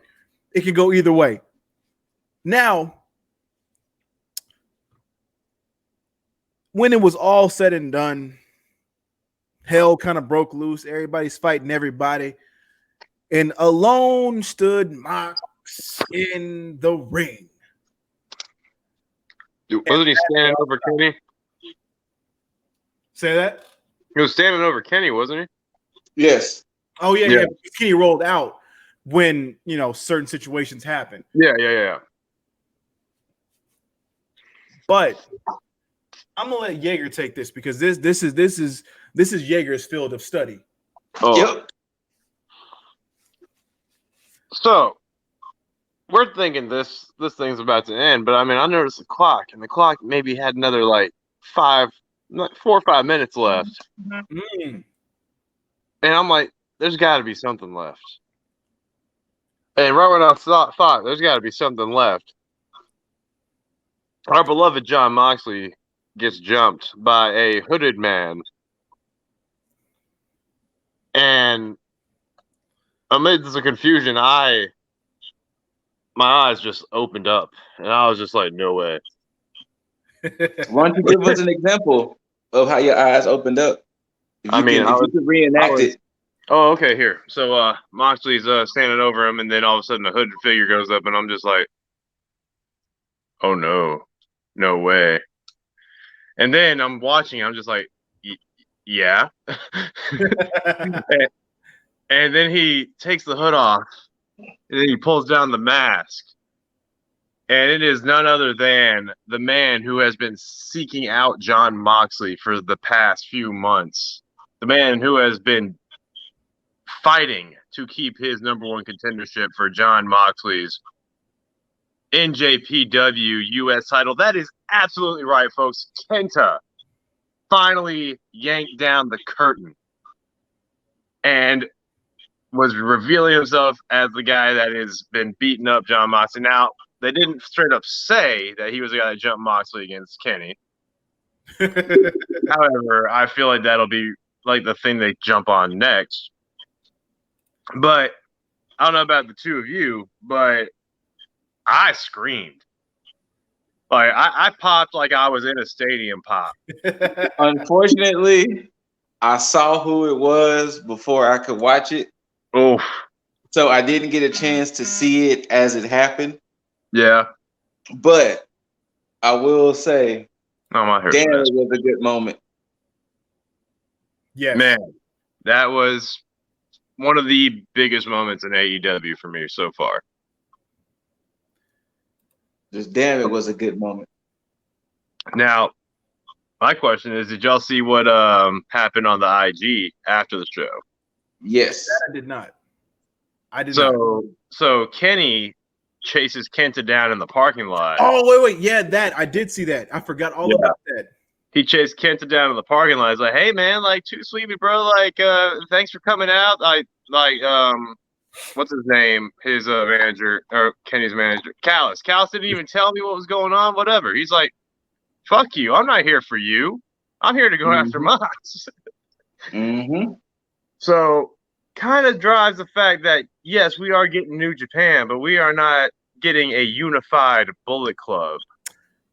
And this goes to another thing that I fucking predicted, because I said it was going to be a 2 Bullet Club thing, but now it kind of changed, because I don't think it's necessarily it's more so a faux Bullet Club versus the real Bullet Club. And Lana just put Nia through a table. See, retribution, Lana. There you go.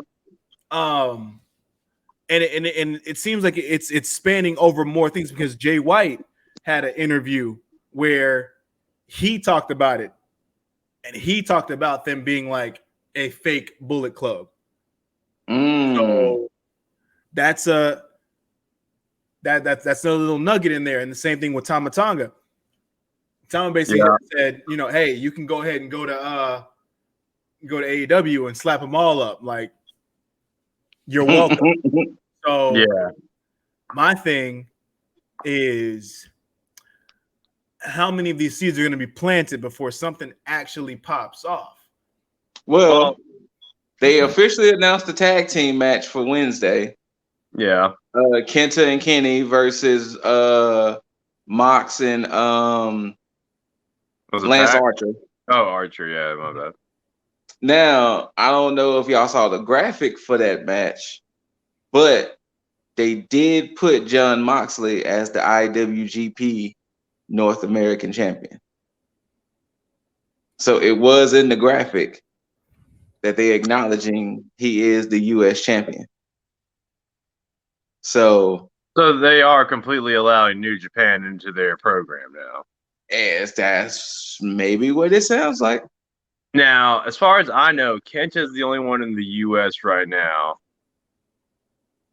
But I think I think, and my prediction is that Chase Owens is going to show up next. Really? He's a San Antonio native, or at least now he's a San Antonio native. I think he moved from Georgia. I think Atlanta. right? I mean, he moved from somewhere on the East Coast, but he lives in San Antonio now. Is what I'm trying to say. Oh, And I think on New Japan Strong, when Moxley jumped Kenta, I think Kenta was tagged up with Chase Owens. I could be wrong. It was Chase Owens. Yeah. So to me, my prediction is that Chase Owens will be the next Bullet Club guy to show up. With that being said, what is the possibility that Revolution, Moxley and Kenta happens there for the North American title, rather on New Japan TV, it happens on AEW TV? Huh. Unless at Revolution they give Moxley his rematch against Kenny, but it's it. The IWGP United States champ. Falls count anywhere. So you might be right, Jaeger. We might get some more Bullet Club Japan members showing up. Yeah. That, I mean, I think that this may also, so see, there's so many layers to this, which is what I like, because I think this is also going to start that whole discourse where it's actually showing everybody, yo, Bullet Club ain't all Bullet Club. So, yeah. I mean, unless it's a misdirect, and then they're just about to just come back and take over everything, which, I mean, hey, it may be time to get out all the Bullet Club gear and just say, fuck it, Bullet Club taking over the world. I mean, I could dust off a few of my shirts. Right? I need to get a GOD shirt, though. That needs to come back. So, I mean, we'll see, man, on that end. But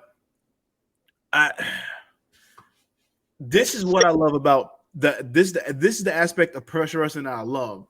The unpredictability and the fact that we can go into something, assume a whole lot of shit, and then still be surprised. Like, I wish WWE would take a fucking hint and just do this same shit. Like, it's not hard. It is not hard to not be predictable, because you have so much talent to where it's like you can throw all these people in the situations and just throw everyone off. Like, oh shit, he's finna challenge. Oh shit, he says he has a stake for the title. All right, cool.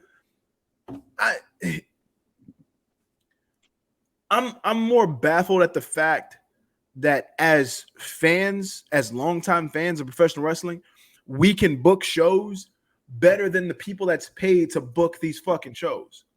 Right. That's sad. That's fucking sad that you have so many people. Adam Blampier, for one, can sit here and fantasy book tons of fucking shit. Yeah. And I'm more interested in what he's booked from past shit that they fucked up than what they're able to do. And that's fucking crazy. But, I mean, again, they don't pay us for this shit. No. Somebody needs to. I know we glanced over it, and maybe rightfully so, but I do have to bring it up because I have to put in gripes. How in the fuck does Joey Janela gets a TNT championship title shot? So the champ wants.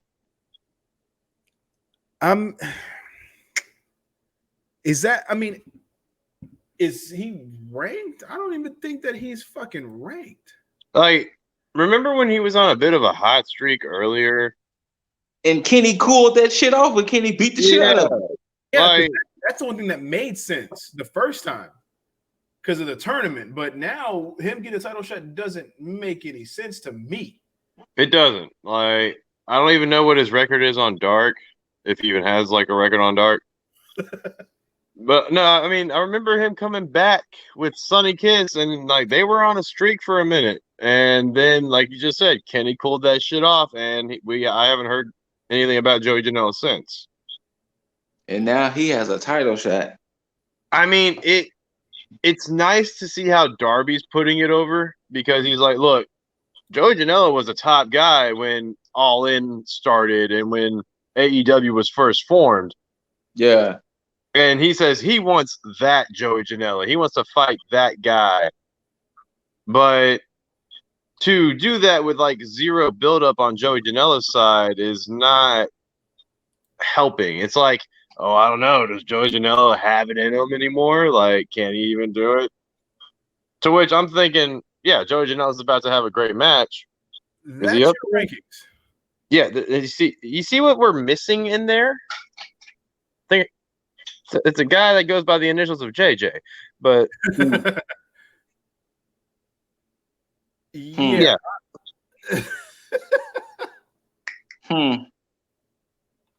Yeah. Nowhere to be found. Nowhere to be found. I wonder if he's even in the top 10. Probably not. I would doubt it, especially with you having Ricky Starks and who else? Cage is on there. I'm pretty sure there's other folks. But yeah, I was like, how does Ricky Starks? I mean, that's Ricky Starks. It's like, how the hell does Joey Janela gets a title shot? Like that just left a bad taste in my mouth. Makes no sense because there's really not even a build up to it. Like wait. So who's ready for that tag team match? Was it March 3rd? Huh? Oh, you talking about the street fight? No. That's at Revolution. Really? Oh, that is at Revolution. Which tag match? The Wednesday before Revolution officially is going to be Cody Rhodes, Red Velvet versus Shaq and Jade. Wait. I missed this. This is not at Revolution? They announced it on the show that apparently is going to be on the Wednesday before Revolution. Why? I mean, why? It's going to be on Dynamite. Just do your typical pay-per-view thing. Just have your celebrity on a celebrity match. Like, I know I just complained about Bad Bunny doing it, and I'm going to complain just as much about Shaq being in a match because Lord knows we don't need Shaq in a match. But I mean, look, if Shaq comes in and dominates with the Black Tornado, look. What part of that was a tornado? Because he didn't. So what happened was when he did that little promo, he said hold up, let me see if I can find it because it was fucking ridiculous. And not I don't mean the TikTok that I sent y'all with him dancing.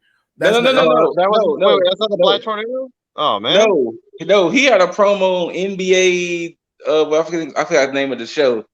NBA on TNT, where he was demonstrating to the other three guys what the Black Tornado was. Yeah. And to put it, unless Dizzle can find the video, to put it mildly, it's the Judas Effect elbow. Just with Shaq's fist. Yeah, just with Shaq. You know what? I'm still settling on I guess I'm hoping on the excuse of why we are even getting this is because Mike Tyson versus Jericho fell through. Possibly. I think I got it. Hold on. Let me see if I can bring this. Black Tornado. This nice the Black Tornado. It's a thing, man. Let me see. Let me see if it's gonna play. That's the quote unquote Black Tornado.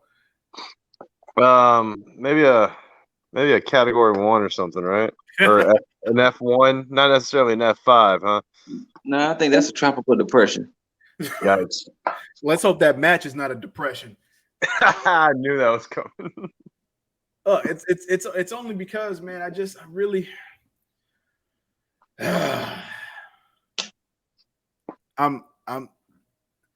I mean, look, I'm glad it's not on Revolution because I think they figured that, it's going to waste a whole bunch of time. Let's not put this on a marquee pay-per-view. Save it and put it on just TV. Let the people on TNT watch Shaq. Mm-hmm. So, yeah. It is what it is. Yes. I mean, we'll fucking see, man. But I think, do we even have like a fucking match card for this week's NXT? They having the three. For sure, we have Shotzi and Amber versus Candice LeRae and Indy. Mm-hmm. And we got MSK versus Legato, and we got Thatcher and Ciampa versus GYV. So those three matches were announced, all for the Dusty. Okay. I'm pretty sure there's gonna be more stuff sprinkled in here and there, but at least those three matches were announced.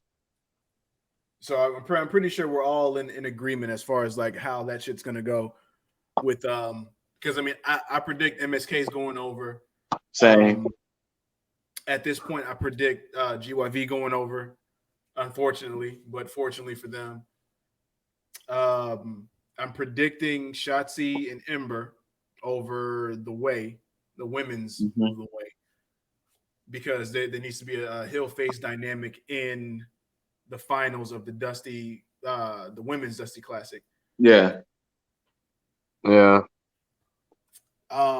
I predict that Santos Escobar is going to grow some balls and call out Cross again. I think so too. And you know what? I think he's going to call him out, but I think he's going to stand firm on it and not actually be scared. I think he's going to be foolishly confident in his own ability. Yeah, like a false sense of security. Yeah. Mm-hmm. I don't think we get Edge on the show this week. Oh, speaking of Edge, he did make a statement about people calling him a part-timer. And his thing is like, hey, I'll show up on the shows every week. Even if I'm not wrestling, I'll still be there. So part-timer is kind of not a fair thing to call me, in a sense. I don't think he's a part-timer based on his agenda at all, because of the fact that he has a two-prong agenda, which people are for some odd reason ignoring. And that's the fact that he's already stated that he wanted to retire on his terms. Mm-hmm. So I think him having a title picture makes sense as far as like storyline purpose. That makes sense. Two, he's already stated that he wants to build future stars. So it's not like a whole Goldberg situation where it's like, oh, I want to get a title. Oh, y'all have no respect. It's like, no, he's already showed. He's gone in. He's interacted with way more people than Goldberg has. Goldberg came in and went directly to the champion. Edge. It's officially announced at Elimination Chamber. Lashley versus Riddle versus Lee. Look at that. Calling it real time. Yep. Real time over here. Real time. But yeah, I mean, it seemed like it was going to go that way because of the way that Riddle had been feuding with the Hurt Business, at least half of the Hurt Business, and then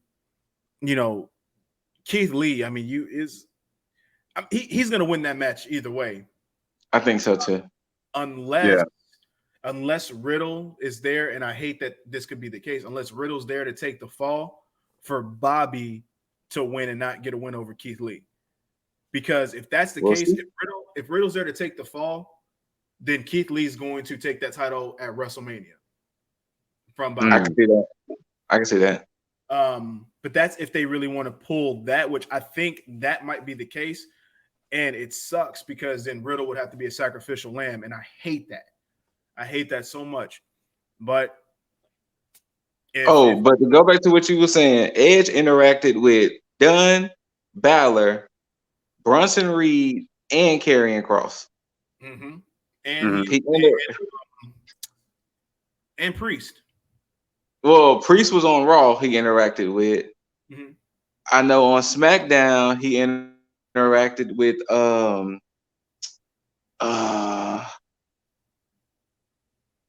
I forgot who was it he interacted with on SmackDown. Shinsuke. Okay. Shinsuke. Oh. And there we go. And this is how I see it.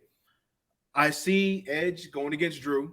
I see him beating Drew, and I see him going on a championship run that is basically meant to help build up new talent, where you got a whole bunch of new contenders for the title and not this whole song and dance of the same people challenging.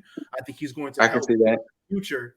So that way, when he is finished with his title run, you have a lot more eyes on other people who can contend for the title moving forward, rather than having the same names, i.e., Randy Orton, Drew McIntyre. Sheamus at this point, I don't want to throw in that boat because Sheamus still deserves another title run, but as far as like the same names you keep seeing circulated over and over again.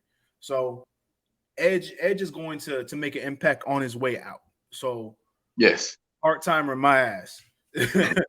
right. Edge has done way more as a part-timer than actual part-timers. So get the fuck out of here. Anybody who says that, you're kidding yourself. Like, fuck out of here. Throw some respect on Edge's name. How dare you? How dare you? How dare you? Somebody that works that hard to get back and actually works his way to get back. Like, he didn't come in and say, "Oh, I want a title shot."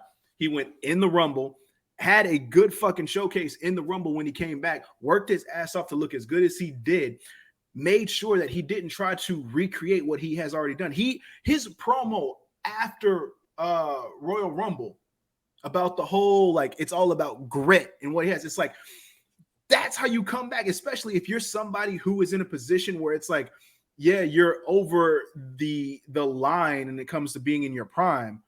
So and let's even forget, I mean, the man kept himself in shape too.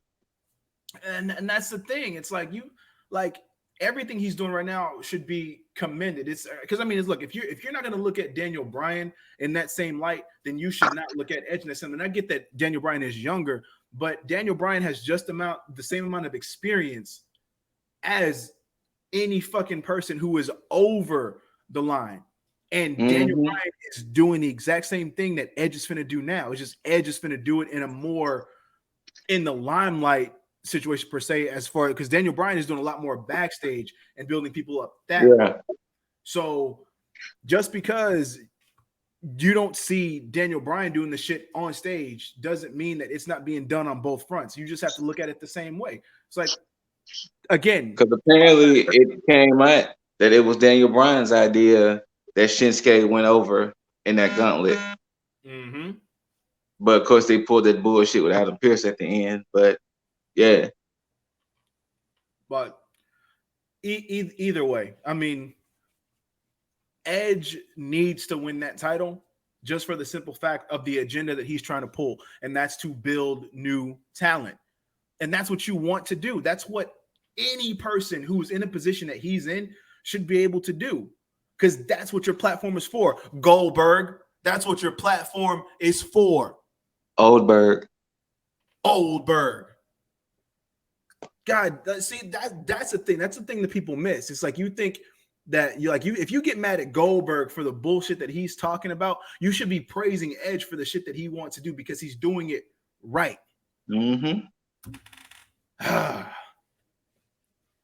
Some of you wrestling fans need fucking help. You need fucking help. Yeah. I'm not mad when Scoot says bring all the smoke to him. No, I'm serious, because some of you motherfuckers are weird. Like, weird. Like, just keep that shit a beam. Some of you motherfuckers is weird out there. So wait, what do we have this week on Dynamite? Other than that tag team match, I don't know if that tournament starts, the women's tournament, or not. I don't know. I mean, you know what? It's fine, because I like being surprised on AEW. Same. And I mean, they'll tell me whatever match is actually up next, so I'm not too mad at that. Obviously, that's the thing that bothers Jaeger. But you know what's funny? I didn't got so used to it with WWE that I guess it's one of them things I don't notice it until somebody else tells me.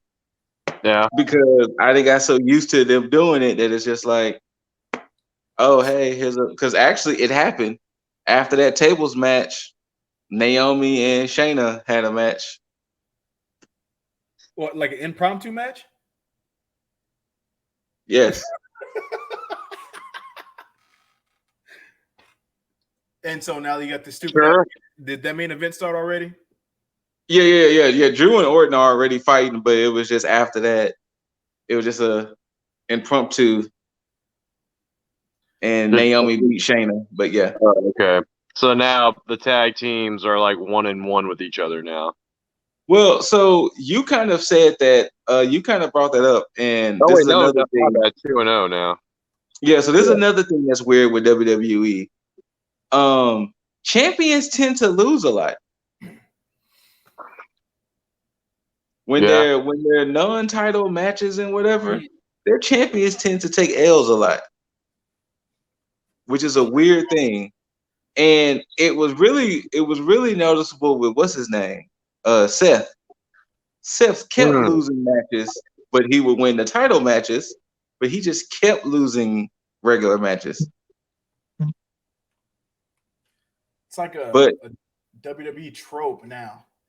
Yeah. It's like a formula, like it's all formulaic. It's like, oh well, we know. Okay. So here you'll lose to this person or their affiliates for the next couple of weeks, and then you end up beating them at the pay-per-view because champions got to make their comeback, I guess. And that's what tends to happen. And that's the thing that I disagree with wholeheartedly because, and I think that Jim Cornette said the same thing. It's like the fact of like, if you have a champion, your champion should not be losing like that. They should be as dominant all the time. And then, you know, during the time that if the other person is supposed to go over, then it's almost like, okay, well, they earn that victory rather than, oh, well, that chance, you know, he beat him this time, and this time. Oh, there's no way he's gonna lose. Oh, he lost, and it's like, like how do you call them champions if they're losing on a consistent basis, except for when they have to defend the title? Again, something that AEW and New Japan do correctly. They make their champions like champions, like they are dominant. Period. Point blank. You think about the fucking AEW title reigns right now. You don't have a whole bunch of flip-floppy title reigns. Like I think you have what for the world title? It's Mox and Jericho and Mox, Jericho and Omega. Yeah. And then you have for the TNT title, that's the same thing. There's 3 reigns. Well, technically 4 if you count Cody's 2, but either way, still only 3 people have held that title. For the title. And only 2 women have held the belt. No, 3 women have held the belt now too. Yeah. Yeah, their tag titles are the only ones that they actually have had multiple, which were SCU, Kenny, and Hangman, FTR, and Bucks. That's only one more than the rest of them. Yeah, exactly. And granted, yeah, I know they're still in their infancy, but at the same time, there's still a way more of an impact on their title reigns, where it's like for instance, Cody didn't hold the belt for that long, but his title reign is still the best TNT championship title reign out of all of them because of how consistent he was in defending it, and then even more so impactful with how he lost it. Yes, it's like you like. And that's both times. Oh yeah, both times, because you had the dominance of Brody Lee coming in and just squashing Cody. And then you have a competitive match between him and Darby, which basically made every champion that's held that title so far credible. Yeah. Not to mention the ego Cody exhibited throughout the match, though. Yeah. And again, still feeding the story. What was it though? I listened to the Talk Is Jericho with Cody recently, and he told Brody himself, like, "No, man, just like humiliate me." He's like, "You want?" He's like Brody even actually wanted to like at least hook the leg for a pin or something. He's like, "No, man, just like disrespect the hell out of me, like leave nothing back." Which is, again, This is why I'm so glad AEW has Cody, because Cody gets it. Cody understands. Like let Triple H run all of WWE. Just do that. Let Triple H and Regal just run all of WWE. That was a question. That was a question somebody had asked Cornette a few weeks ago. Who did he think was going to take the reins after Vince? And he was like, I will assume it'll be Stephanie and Trips. He was like, maybe at one point Shane might have wanted to do it, but he's like, I don't think Shane might wants it as much. But he was like, at this point, I would only assume it's Steph and Triple H that would run the company after. Triple H makes the most sense, and I mean, no pun intended, but he understands the game of professional wrestling. He understands the evolutionary standpoint. He's been there in every facet, both on screen and behind the screen, backstage, on stage, regardless. He has the most experience inside and outside of the ring.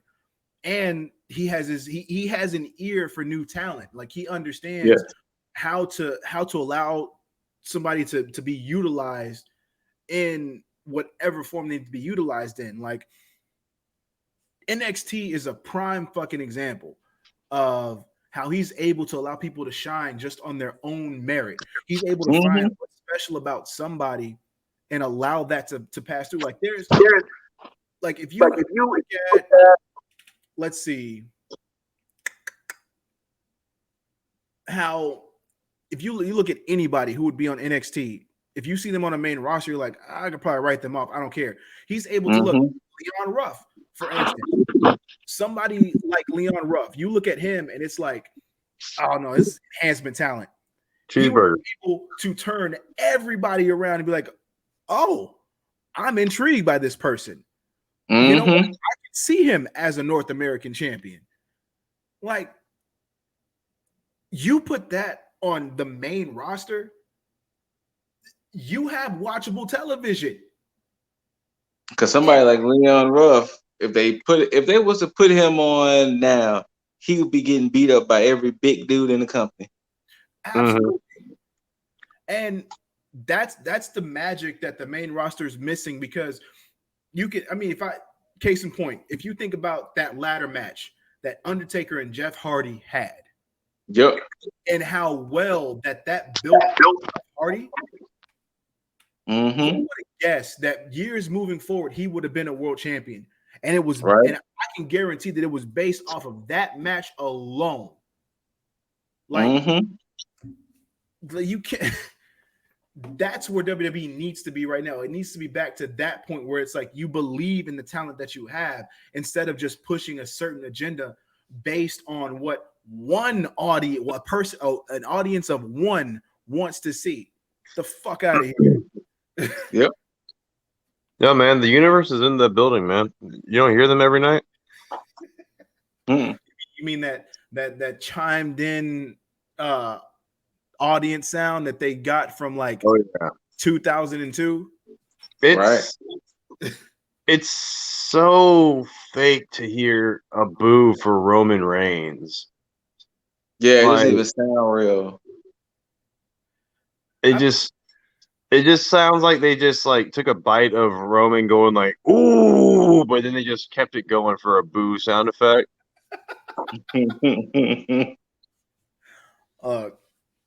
It sounded so synthetic to hear even like a chant from that. I mean, obviously because it is, but I mean, at least make me kind of guess it, like second guess it for at least a second. Yeah. I don't know. And this is why everything would be benefited from an audience there, because I would love to hear the organic audience on how they will respond to Charlotte right now, because you cannot tell me that she would be getting cheered like that. I'm telling you, the boos would be on. They would be on a. They would have to mute them down, like they've been doing for Cena, like they've been doing for Reigns, like they. I just want the crowd to like be able to just speak for themselves rather than. I mean, granted, I know that Vince and Kevin Dunn are in heaven right now, being able to be like, oh yeah, we're gonna put all the cheers on the people that we feel need to be cheered. But what was it? They made the Thunderdome inside of a baseball stadium. For fuck's sake, like, why didn't you just put a ring there and then start doing slowly by the numbers, like allowing fans in, kind of like how AEW's been doing? Because, like you pointed out, Lip, they're going to go into WrestleMania cold, like not ever having fans before, like, or at least for a year, and they're just going to all of a sudden open the floodgates. Yep. And then too, they even just announced too that I guess since they looked at the Super Bowl, they might even allow cutouts to be there. And that was my second point, because I think one of the reasons why they didn't want to have fans is because since AEW did it first and they're doing it right, that they don't want to have that be like the reason that they're doing it, because AEW is doing it, okay, now we're able to do it.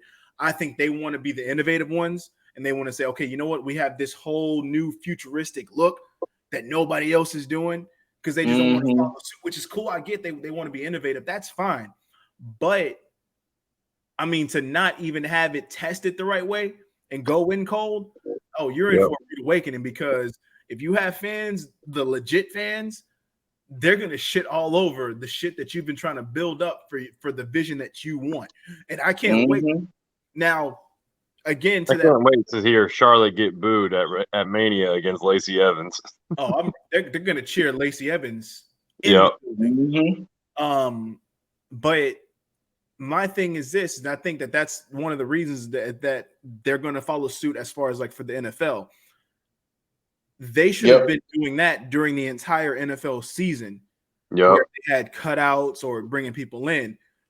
But I think they crave that crowd noise so much that they had rather go with this instead of like easing in, because to them, I guess it would have seemed low budget or bootleg in a way. Whereas AEW, they're like, fuck it, we care about the fans. We want to make sure you can get y'all in. So even if it's just a few here and there, we're going to make sure we get y'all in. So that's where that difference is, that nice discrepancy, because you have AEW who clearly cares about the fans. You have WWE who just cares about the overall look and sound. Like they want that production to look good. AEW just wants it to be good for fans, and then the production comes secondary, because they know they have a good product. So they swear by that. NXT did good too, because I like their whole like gritty like cage feel. So that's a nice aesthetic for me. And then with them adding the screens, it's like, okay, that's a more like that old, like how 90s movies used to have like that old futuristic gritty shit. That's what I get. Like the old 90s futuristic shit. Like I like that. I like that.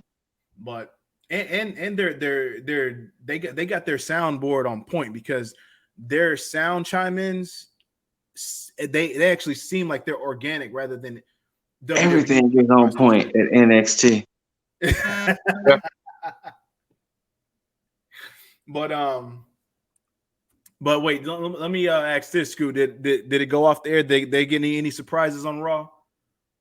Midway through the match, Sheamus had came out, and then Sheamus tried to interfere, hit Randy Orton, of course, called for the bell, and then Drew bro kicked Sheamus, and that's how it went off. So no Alexa. Nah. Okay. Well then. Well, that was the McIntyre progression then instead of the Orton progression. Now that's what I wanted. I'm glad that this is how this episode went, because this is one of the main reasons. I'm glad that you people got to see this shit. This is why I don't watch Raw. This is why I've stopped watching Raw, because of shit like this. It's all completely missable.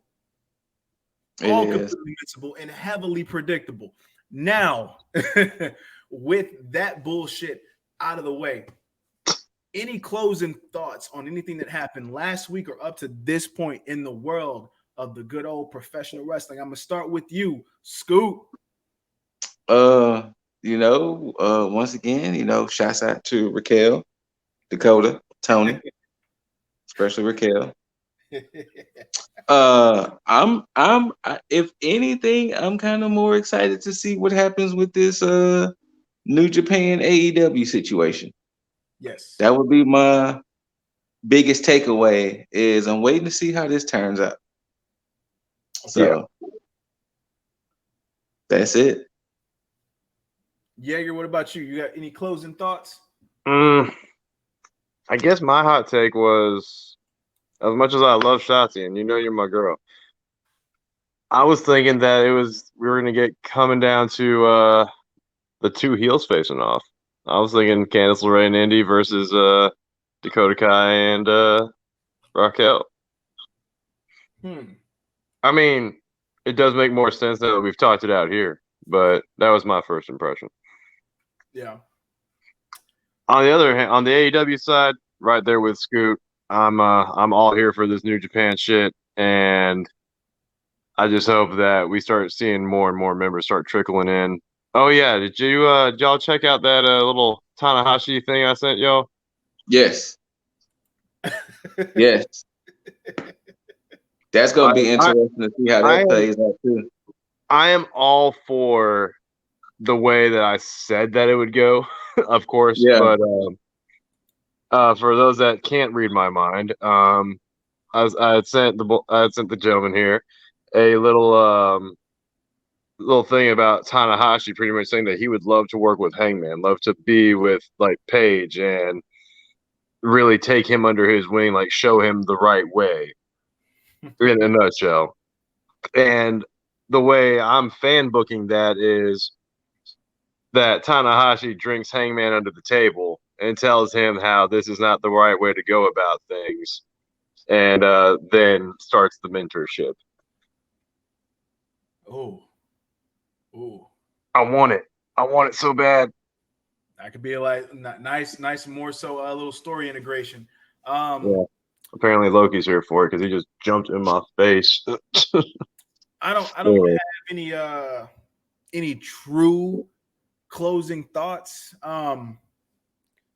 Everything that I needed to say has been said, but I will say this, and this is a long shot prediction. And this is only fantasy booked if Triple H is able to take WWE NXT UK, because it's not as prominent, and be able to separate it just a little off to the side, and it can kind of work with other entities. Mm-hmm. And you get that nice little pay-per-view that NXT UK has called Worlds Collide. And you just have some little tidbits of everything that's kind of going on. And NXT UK could be off in the distance working slightly with other promotions.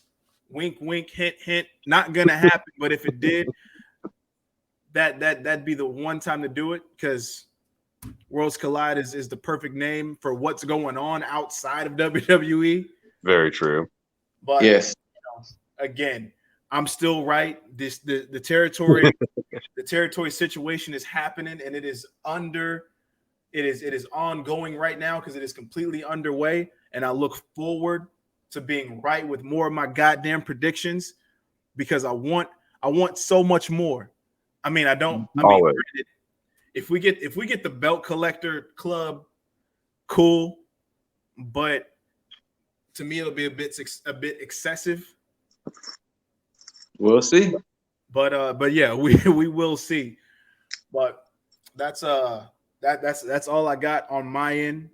No other closing thoughts for me.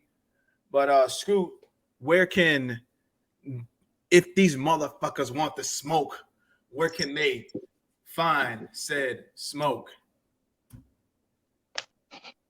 At the Scooter Ray on IG.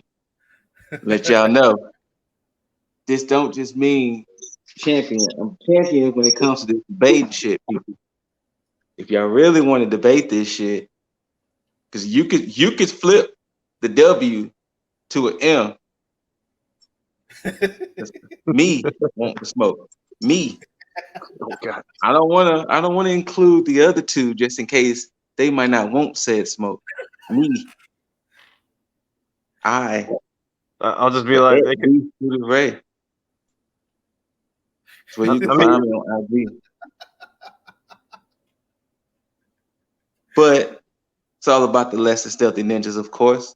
We on IG, Twitter, Instagram, all them social medias. Less Than Stealthy Ninja, one word. Got plenty of videos on the YouTube. We stream on Twitch Friday and Saturday nights. Come holler at us. I'm usually there.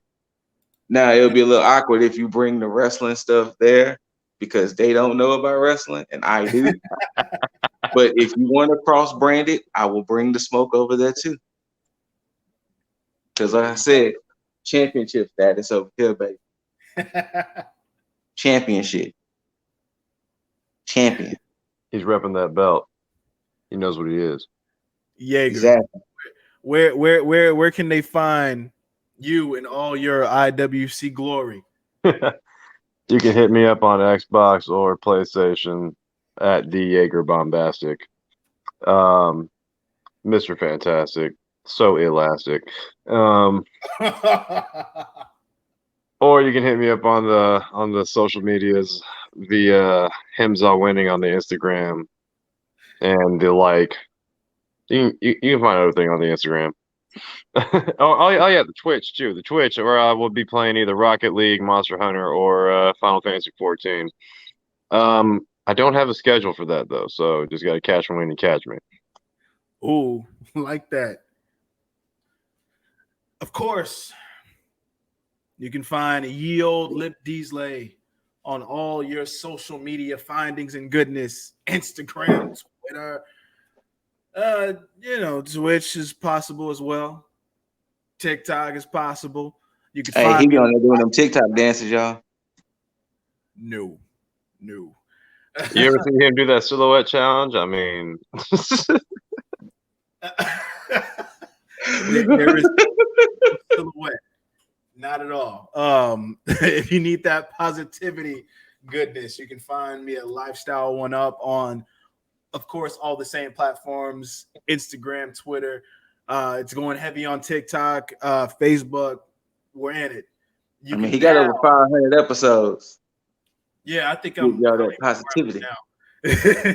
But, now, for this bullshit here, you can still find the podcast on Anchor, on Spotify, on Apple Podcasts, on Podbean. Hell, any podcast platform you could think of, you can find us and hear these beautiful voices.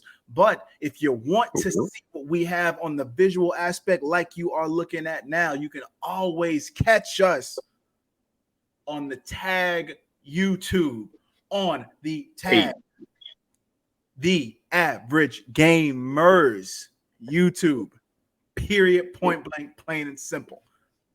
So, like that shit, share that shit, comment all that shit down below, whether you want the smoke, whether you don't want the smoke, whatever it is. We don't give a shit. Say the shit, like it, don't like it. I don't give a care as long as you just go ahead and interact with what we got going on.